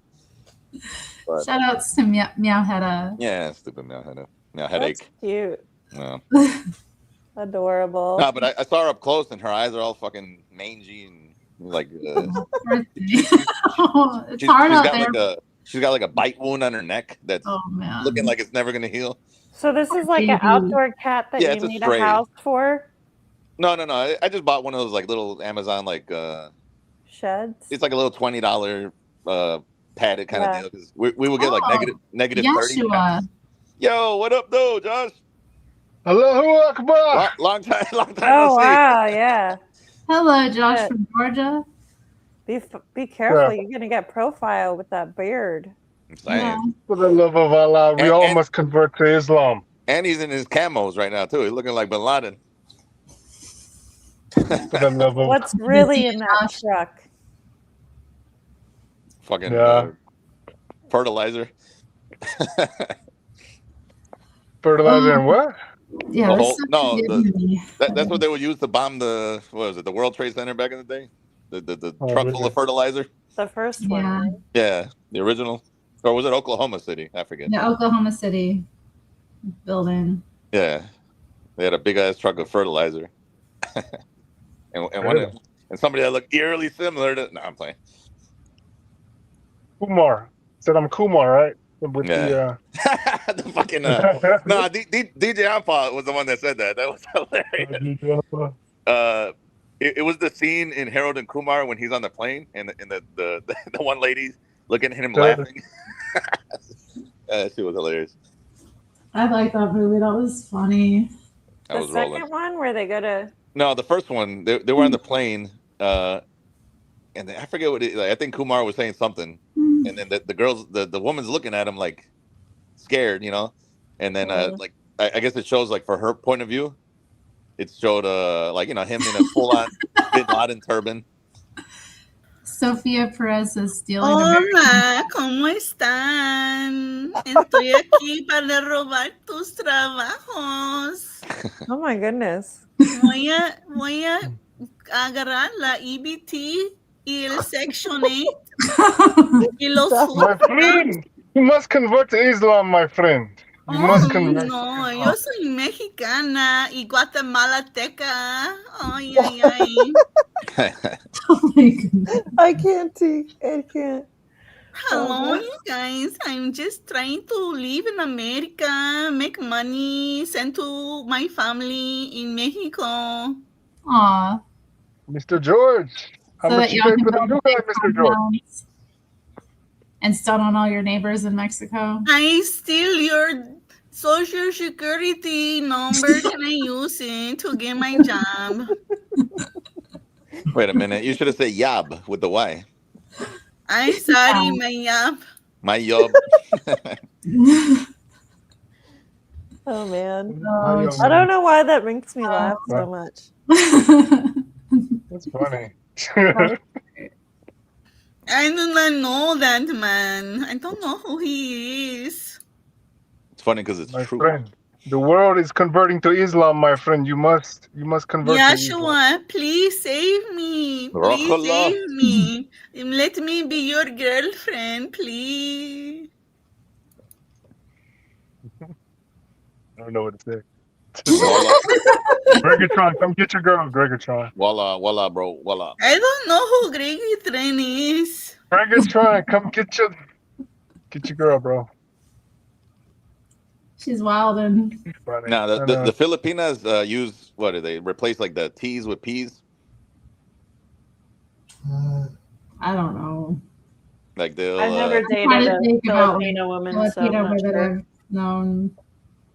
I can't remember. I like the little chick picture. Yeah, it's cute. That's cute. Why is everybody making fun of my accent? Adriana, you come up here speak English. Oh no, it was the F's with the P's that they replaced. Like I think we have a Mandingo fight in the works. We have a Mandingo fight. Who's it gonna be? Sí, me gustan los frijoles también, Adriana. Me gustan los frijoles. Oh, you're the nail. Oh, I want to tell you, please, no fight no more. Ever since the Civil War has been only to get the rich richer and the poor dead. Right. They want to take their land and their houses and their bank accounts too. Mm-hmm. And then they screw the children, literally. This is going more Asian right now. More Asian. Yeah, it sounds more I Asian. think my father might be Chinese. Okay, that makes sense. Me, Genghis Khan. Oh no, are you my daddy? That's right. Hey, Josh, did you get a song too? Yeah, Did I he get a did. song? Did you? Okay, What? in the Pinocchio's helicopter Oh thing. yeah, I did. Yeah, I did. Nice. Okay, I gotta check it out. I still gotta check out the whole video. It's like 2.5 hours, right? Yeah, man, he went Yeah, crazy with that. Man. that was hilarious. It was a real heartfelt little tribute to I all the mean, peoples. Pinocchio's helicopter is very attentive as far as details and personal shits. Yeah. Yeah. Yeah, I definitely Oh, like my somebody else song. is joining. Hold up. Cool. Oh, it's John Frederick. Scoop. Hello, No, it's not. everybody. How's everybody doing? Oh, okay. Oh, hello, Hanan. Mucho gusto de verte. ¿Quién eres? I am John Frederick. And I've been really busy at the beach lately. Oh my goodness, John Frederick. Mucho gusto de verte. Oh my goodness, what are you getting in your hand? Is that poop in your hand?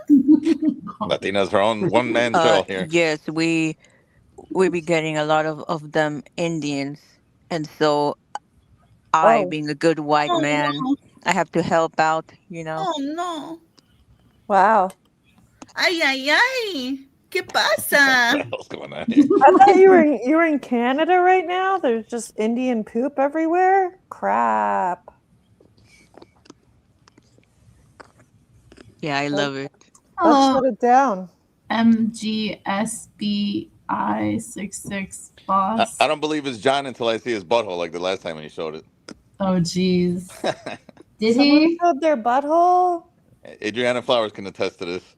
Not well, I didn't see it, thank God. Nah, it was a Discord thing, but. Oh, okay. Yeah, I, John Frederick, I like posting nudes of myself. I think Discord was recently in the news lately. Yeah, I think there's some. Aren't they owned by shady, Palantir? like shady stuff. Aren't they owned by Palantir? I don't know if Peter Thiel's involved, but I have to look. I'd have to look at, because this was like 2 days ago news, so I don't. Yeah. Oh, okay. Yeah. But I was like, oh, okay.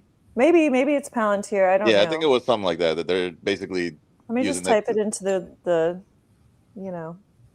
internet. I don't know if they're using it to spy. Butts.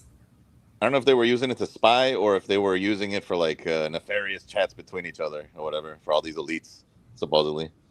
Oh dear.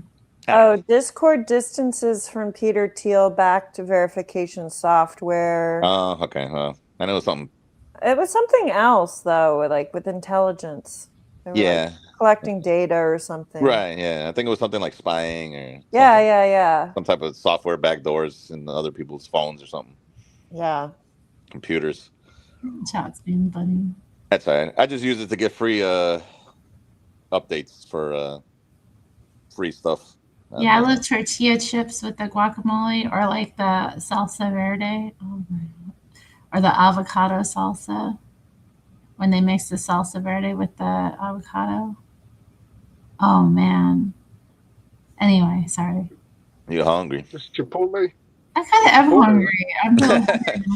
I'm starving right now too. Oh no, you guys, the Chipotle is fake American. It's fake American Mexican food. The beans are terrible. They taste like they from a can. I never really eat there. It's too expensive for me. I've eaten there twice, and I didn't even get the damn burrito. I got gypped. And I used to get free burritos from there sometimes because they're like. If they were free, then yeah. Yashua, I just wanted to tell you that DDD, she is single and ready to mingle. You just got to email her. Her email is on her channel, and she said any welcome email is What a nice hello, picture. goodbye. Believe on the Lord Jesus Christ. Hello. My friend, you must convert to Islam, my friend. Then she will be eligible. She is a pretty white might- lady, Yashua. Please email Actually- DDD. I I think thought you guys might hit it off. I thought the Muslims were allowed to date outside of their religion as long as it's the man dating the woman. If anybody wants to hook up with really? DDD or Yeah, that talk makes and sense. start Isn't the Lindsay Lohan conversation, like just in Dubai email right her, now? Didn't she please. just marry some kind of chic? She's getting her face pooped Lindsay on her Lohan. chest. No, I don't think it's a porta potty situation. Oh, okay. Jeez. I don't think it's that Dubai chocolate. Oh, okay. DDD, I love your hat and your sunglasses. Thank you. Dubai. I have to type it You in. must Lindsay convert to Lohan. Catholic to eat the flesh and drink the blood. Ah, ha, ha. Lindsay You know, Lohan goes I to heard, Dubai. I heard That's what rumors Christian about love. Beyonce that she does stuff like that. That she worships the something. She worships demons or something. They all do, don't they? That's what they say. Yeah. Telling you, once I heard about the cream cheese, no thanks, never again. Oh, I don't know if I buy any of that, but the cream cheese conversation, I have looked at the files. They were talking about places that like I live too close to, and that's what made me stop looking. I was like, I can't. Stop. What up, Greg Greg? here. Nice. What's good what with did you- y'all? Hoodie. That's a cool hoodie, man. Hello, Grigritron. Thanks. You like my hoodie? Yeah, it's dope. I love the colors. I don't Very know. loud. The sun is blinding me. I'm outside. You're I'm on a matching. You're rooftop. matching with Josh. But all I can see is blackness and the sky in the background. The light is behind you. You need to be in front of the. Are you running from the authorities? Light. Why are you Yes, on the now I roof? can see you. Gregatron just robbed the liquor store. Oh, Yeah, that's he's cool. hiding on the roof of the mall. I'm at the roof at work, so I can't be seen on the phone. That's why I'm up here. It's true. Be real. This is the dawn of the dead, and you're fighting the zombies off. You're on Of the top, course. on the roof. Oh, he got in that I like helicopter. When the zombies show up, you're Yeah. the first person I'm calling. He's the one flying the bird out of here to Canada. We got the knives. We got all the tools. And this. You're the We'll have Jamaican all the pilot. arsenal. That's right, Jamie. Like this. This. Look What at did it. it say on your mug? Ethan Hawke. Oh yeah, it's a Capricorn mug my cousin sent me. Oh, Terry's a call. Let's see it. A cold. wait. That's awesome. Terry's a Capricorn, but what is Jamie? He's a Libra. Yes. Babe. Sorry, babe. I said it too fast. I'm sorry. Now they know. Oh no. I'm a Libra. For your birthday. I'm a Breatharian. I'm breatharian. What the hell is that? You don't There are want- these people in a cult that believe they can survive on their own breath, guys. Yeah. Yeah, they don't eat or You can drink. survive on your own breath. They basically That's just what they fast say. off I don't believe yeah. any of them. You're What talking does about that mean? How do you survive on your own breath? survive on CO2? You Magic. don't. They believe that they don't need to eat and that they just need to breathe like really deeply, and usually they stare into the sun at the same Yeah, time. I thought it was the sunlight people that believe that. Yeah, they eat I think kind they're of the same sunlight. people. Oh, So they they're don't the have same like a people. fishbowl on their head, breathing in their own air. But I don't think No. you can't survive off CO2, right? So they do eat occasionally. They're just like they basically just fast a lot. That's kind of their thing.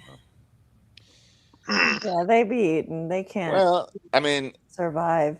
I have heard fasting increases your like what do you call those telomeres or whatever in your DNA. Mhm. They actually make you more like resilient as a whole. Like you heal quicker when you fast because you're putting your body in like panic mode, and you're supposedly like I forget what they consider it. I don't know if it's adrenaline or something, but it helps repair your body supposedly when you fast. Yeah. Makes some sense. I guess And your I body mean, goes into autophagy and starts eating all the bad cells. yeah, something like that. Like it discards the excess, and only the strong cells keep replicating or something. But I fast technically 24 hours a day because I only eat once a day. So I don't know if that helps. But I can't go past one day though. Fuck that. Yeah, they say there are like windows, you know? Yeah. What's that? Like windows of time for fasting. There are like different ratios people use to talk about the different kinds of fasting they do. Yeah. I mean, I know there's people that do like a week long, and I couldn't do, or, you know, just liquid or whatever for the whole week. But I could do one day. Yeah, I could do one day and I'm good. Matt, if you eat once a day, that means you can't be fasting 24 hours a day, man. Well, 23, I guess, right? it only takes me like 5 minutes to eat. So that means you fast 23 hours. 55. 55 minutes a day. Pretty much, yep. You're a fat eater. But then I make the fuck up out of it during those 5 minutes because I'll eat like 3,000 calories. There you go. Well, that's how we would have done it in nature. Yeah, that's the way I see it too. It's just convenient anyways. I can't get up and eat something. I feel like when you try to work out without stretching or something, like my stomach just hurts if I eat in the mornings. I don't know. I eat when I'm hungry, and sometimes it's morning and sometimes it isn't. Yeah. I don't know. I've never gotten hungry like when I first wake up. It takes hours and hours and hours for me to get hungry. Oh, you're so lucky. Yeah, I tend to be hungry. Yes. I think Mr. Genghis Khan, I think is we supposedly the Americans have been lied to that we are not supposed to eat 3 times a day like a breakfast. Like that is not normal. Are you advocating for eating 3 times a day or the opposite?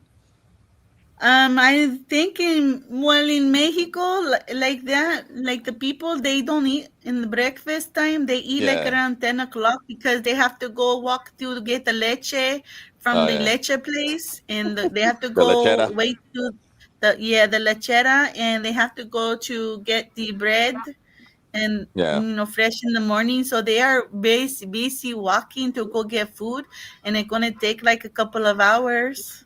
I think they still snack a little bit on the way there, though. They eat like a little bread with some coffee or something. It's possible. Like maybe they eat a tortilla with some fresco queso, you know? Yeah. Well, in Colombia, that's what we used to do. We get the little arepa. It's like a little cornmeal patty. Oh, I love arepas, man. Yeah, and then you have that with some coffee and like a little piece of some type of squeaky type of cheese, wet. But when I was a kid, I was told by my friend's dad, he told us, eat when you're not hungry. That way you won't be hungry later. Yeah, when you are hungry, you're not as hungry too. Yeah, that kind of stuck with me my whole life. I mean, you should eat when you're hungry. You know, you shouldn't let yourself get, you know. I listen to my body. But I don't eat like, you know. I think the difference is though. I'm like more of a grazer. Yeah. I'm like, all day a little bit here and there. Peas, right? Yeah. Yeah. You don't want your stomach to just be growling. Right. Exactly. And sometimes, like, I'll notice I'll get reflux if I don't eat. Like, if I'm actually hungry and I power through it, then I'll get the. I get hiccups if I do that. Yeah. Or if I eat too fast without drinking anything, I start to hiccup. I've also noticed though that if I start to like incorporate like lunch or breakfast or something every once in a while, I'll do it.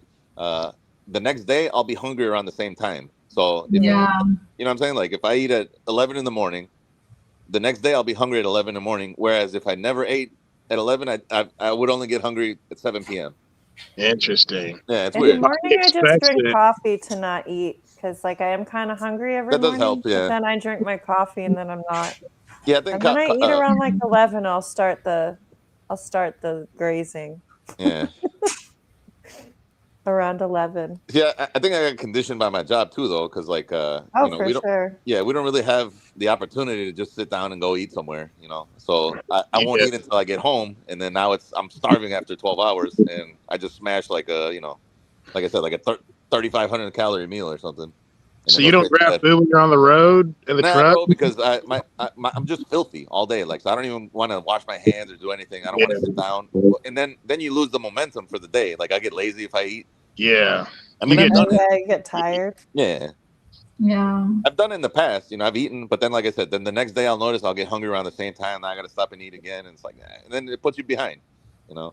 Yeah. Messes up your whole routine. Yeah, exactly. Like, I really, it's like clockwork the way we do shit. So. That's why I eat a meal before I go to work. Yeah, let the 8 hours go and then eat some more when I get home. Yeah, I could never, like I said, I could just never eat in the morning. Like I feel like my stomach hurts if I eat in the morning. Aside from like a little thing of coffee or something. It's like you're forcing yourself to eat when you really don't want to. Yeah. Like I Yeah, remember. you shouldn't eat when you're not hungry. Right. Well, I remember seeing, like, growing up, you see all these like sitcoms where the kid with the big breakfast, he's got a whole fucking plate of eggs and hash browns. Oh, did you see that meme where some guy recreated that? He's like, people in movies, and it's like this huge spread like of a big like spread. crazy stuff. Like you've got sliced fruit and cereal Yeah. and donuts and English muffins. And then it's like, gotta go. They And take like the they orange don't eat juice and run. anything, and they just take like an English muffin. Yeah, not even. They sip the orange juice and get on the bus. Yeah. Like, why? Breakfast is good. I love breakfast, but for dinner, you know what I mean? Yeah. Breakfast for dinner is amazing. Yeah, I just can't eat all that crap in the mornings. I love having pancakes at night. Oh man, that's good stuff. Gotta go to those Lutheran Them dinners. eggs and some- We love the pancake dinners. I mean, once in a while, I want like a damn, I don't know, Chick-fil-A biscuit or whatever, chicken biscuit, something like that. I'll do one of those, or one of them mix something or others. Hey, Josh and George is trying to take my background. This dude got the clouds behind him too. You copycat. Hey, you been lifting weights, Josh? Got the neon wear. Josh, you been lifting weights? That's that man. Yashua, do you lift weight? Yashua, do you lift weight? Mr. Genghis Khan. The Genghis Khan is asking you. Oh man. He said no, right? No, I just do body weight stuff. I do burpees. Okay. Do burpees and How tall you? You're what do you Yashua, call how those things tall are next to your you? neck? Let me get back to work. I was just trying to holler at y'all real quick. Say what up. It's nice to see you, Greg. Thank you. Back to work? What is you working on the Saturday, Gregatron? I'll talk to y'all later. All right, great. Why are you working on a Saturday, Gregatron? Why? Overtime. Well, that's a good no reason. tax on overtime. Dude, no tax on no tax on overtime. One of my coworkers, I forget what he said he had, like 540 hours of OT. Whoa. Really? Wow. Let me see. Let me look it up because it's in my Double time or time and a half? Time That's and the a half. question. Time and a half. But and no tax on it, right? Because of the big beautiful bill, right? No tax on. Yeah. But let me see how much he told me he. I think it was like 12 grand. Like he got back in taxes for that. Dang. I know, dude. I'm like, damn. So I'm kind of a little bit happy to come back because that's a lot of good opportunity for me. And our overtime is forced anyways. Like there's no option to not have overtime. You know what I mean? I get paid by the mile. I don't get paid by the hour. Oh, see, yeah, ours is daily. After 8 hours, we get OT. But it doesn't matter for the taxes though. So even if I make, like, you got to hit the 40 for the tax break or whatever the hell. All right, guys, Word. I gotta go. I have a I gotta make question. dinner. All right. Have a good dinner. Thanks for coming. We need the white people to stay. We need to lift up the white people, support all white people. The white people. Gotta go. I love you, Later. white people. Triple D. I steal your social security numbers to get a job and help you. Anyways, you guys, I want Keep to doing know your what accent, does Latin, it's Jamie funny. Russell. I've never had Waffle House. Is it good? Jamie is it? Russell said I've never been. you need to listen. Never had Waffle But House? I want to know what the Jamie Russell is They don't saying. have any around here. He's saying you Yeah, we need don't to have them. listen From the and to South, create on the ADL. You have a lot to learn. What is Jamie Russell saying? The ADL is the Adventist Defense League. They're like a group of Adventists. It's like a channel that Jamie goes to. He's friends with the guys there, and they've actually come on his panels too. I always thought the ADL was something with Israel. No, that's the JDL. ADL. I He love say the Israel. yellow-capped I stand with Israel. Muslims. The yellow-capped Muslims. I don't know what a Muslim is. I stand with base Benjamin Bibi Netanyahu. What you got They're under that cap, though? they're talking about hell today. That's the big Adventist doctrinal difference. Because they don't believe in hell. What you got under that cap, Josh? Right, Anti-Defamation League. That's right. That's what I was thinking of. That was the ADL Yeah, that I was sorry. thinking about. Yeah, okay. My bad. Thanks, Yoda. What you got under that cap, Josh? Let's see what's under the hood. Josh loves mongering PDF files. Whoa. Yashua, are you single and ready don't to believe mingle? in eternal conscious torment. Where are you, Jamie? You come explain your ideas better than me. Sorry, Jamie. Jeez. What you say, Sophia? Sophia Pared. Are you single, ready to mingle? Yeah, I'm single. Actually, I'm married to Jesus. I'm the Married bride to of the game. Jesus Christ. Married to the I'm game. the bride of Christ. That's so true. Muy I'm the bride of bueno. Christ. That is so Married. nice. What? Speaking of God, I want to tell you, I was looking at the videos and about Prince. Mm-hmm. Oh wait, I was reading something. I think I was reading something like on Wikipedia about Prince, the singer, and he said that he used to be epileptic when he was a little boy, and then that one day he went into see his mother and say something to her, and he told her, "Mommy, I'm not going to have epilepsy no more, because an angel told me." Do you believe Prince saw an angel when he was little? Yeah, I do. No, he saw a demon.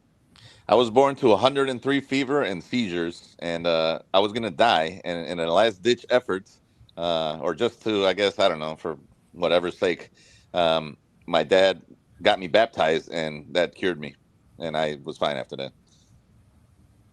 So there's something to it.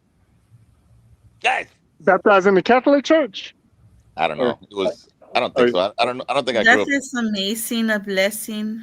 Yeah, I mean, maybe it was just the cold water, but whatever. I don't know. I think Prince always Prince in all his albums he gave thanks to God in the liner notes. Yeah, and a lot of his I had no idea. He had a lot of songs about God and even Jesus. I think he came from a Jehovah's Witness background though. Really, that makes sense. Mm-hmm. He was very eccentric. Yeah. I think they say his family is all from Louisiana, and I was thinking he looked very French, black, mix. Mm-hmm. That high yellow. Why don't you go purify yourself in the waters of Lake Minnetonka? Do they have Biggie Tonka? Why not go to Biggie Tonka instead of a mini Tonka? A Biggie Tonka better than a little Tonka.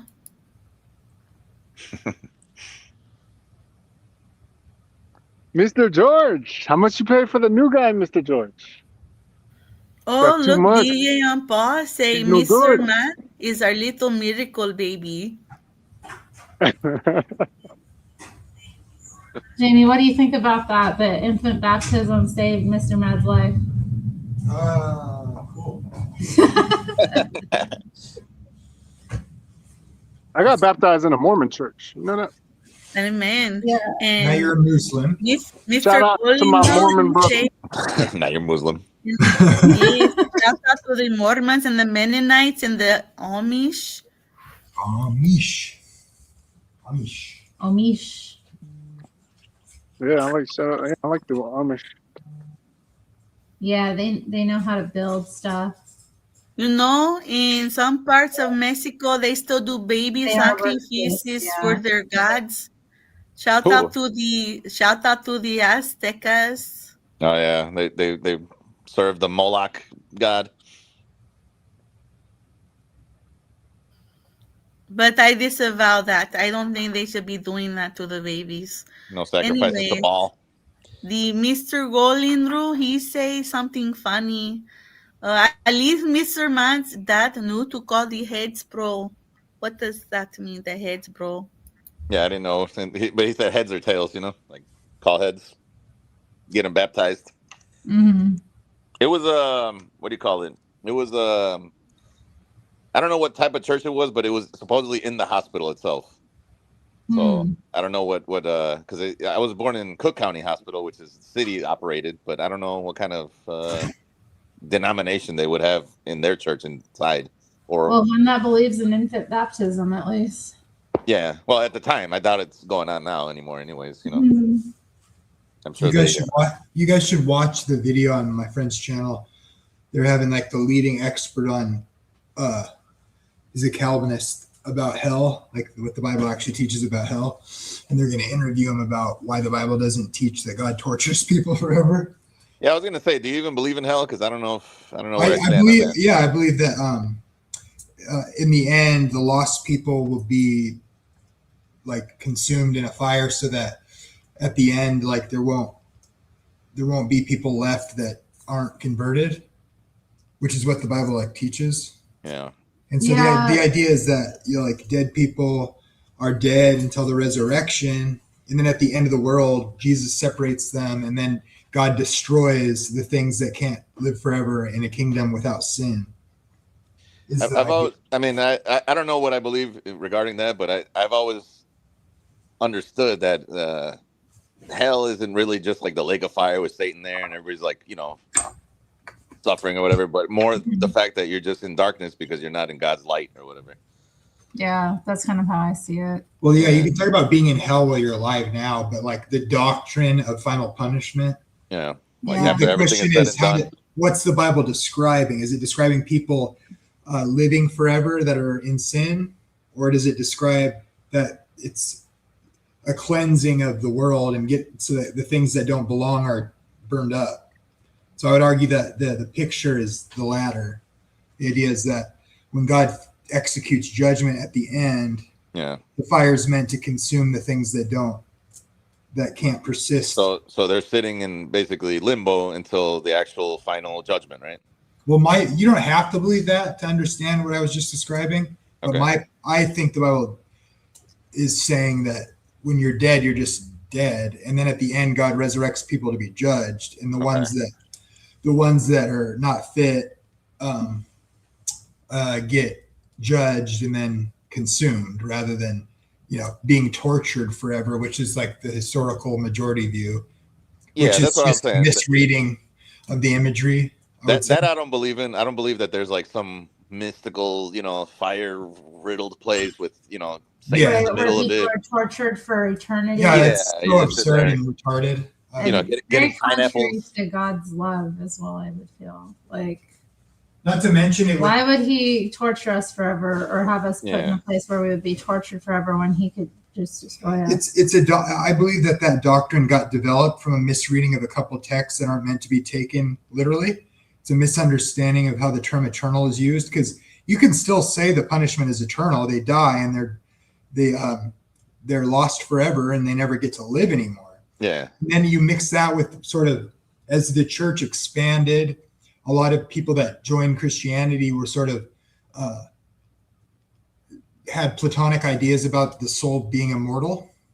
And the Bible doesn't actually teach that the soul is immortal, but rather that just the ones who are redeemed receive eternal life, and then their lives last forever. But that's never actually said about people that are lost. So I think the immortal soul concept made it easy for that doctrine to be promulgated in the early church, and then sort of actually the earliest Christians don't seem to have believed eternal conscious torment, but after about the year 300, a few very influential scholars like Augustine of Hippo, who believed in an immortal soul based off of Platonic ideas, sort of cemented that idea into the church. And then people read through that paradigm, certain texts, and ignore all the ones that would be contrary to it. So they're going to talk about that. And Chris is probably the form. Believe on the Lord Jesus Christ thinks he can correct Chris Date, who has like a PhD in like biblical studies, has been like studying this for the last 10 years. And it's kind of silly to me. What are your thoughts on resurrection in general? I think it's a bodily. Not resurrection. I'm sorry, reincarnation. I think it's false. I mean, false. But I think depends how you define it, I guess. I don't know, because I just heard that the Council of Nicaea somehow edited out the portions that supposedly Jesus was, I don't know, referring to resurrect. I mean, what do you call that? Reincarnation. Yeah, reincarnation. But that was somehow edited out for some reason because it aligned more with like those, I don't know, Buddhist beliefs or whatever. I don't think anything was edited out. I mean, I think the texts we have are the texts that were intended by the church originally. I don't think they really like decided certain texts wouldn't last, but the church sort of showed what was accepted books from actual people that, the books that are rejected are clearly written way later and have Gnostic influence. Like the non-canonized or whatever. Yeah, they were. The canon wasn't really decided, like they just picked from a pile of books, but rather they recognized the ones that Christians all over were like the apocryphal stuff or whatever. Yeah, I think it's kind of conspiracy when people try to say like, oh, they had all these books and they just chose which ones were right randomly, sort of thing. But it was more like all the people throughout the different areas like fact checked each other. Were using certain texts, and other ones kind of. It's not that hard to figure out which ones are false. Well, what do you think about like the Book of Enoch, let's say? Do you think that's apocryphal as well? Yeah. Yeah, I mean, Chris Date is a Calvinist. I agree with you, believe, obviously, but, I don't, but I mean, correct people that I'm not a Calvinist either, so it's fine. God, depends on what you mean, I mean. Is that happening now? At 3. 3. It's almost 3. Should we get out of here, Jamie? Yeah, we should. Yeah, I'm gonna make my leftovers and play some Resident Evil. Yeah, same. It's nice having y'all and talking today. Yeah, I hope you have a good evening. I'm glad I caught you on not at the ass end of the stream like yesterday. Yeah, that was, well, all right, guys. Later, guys. I'll let y'all. Thank you. So nice to see you. It's nice having you too. Goodbye, Yashua.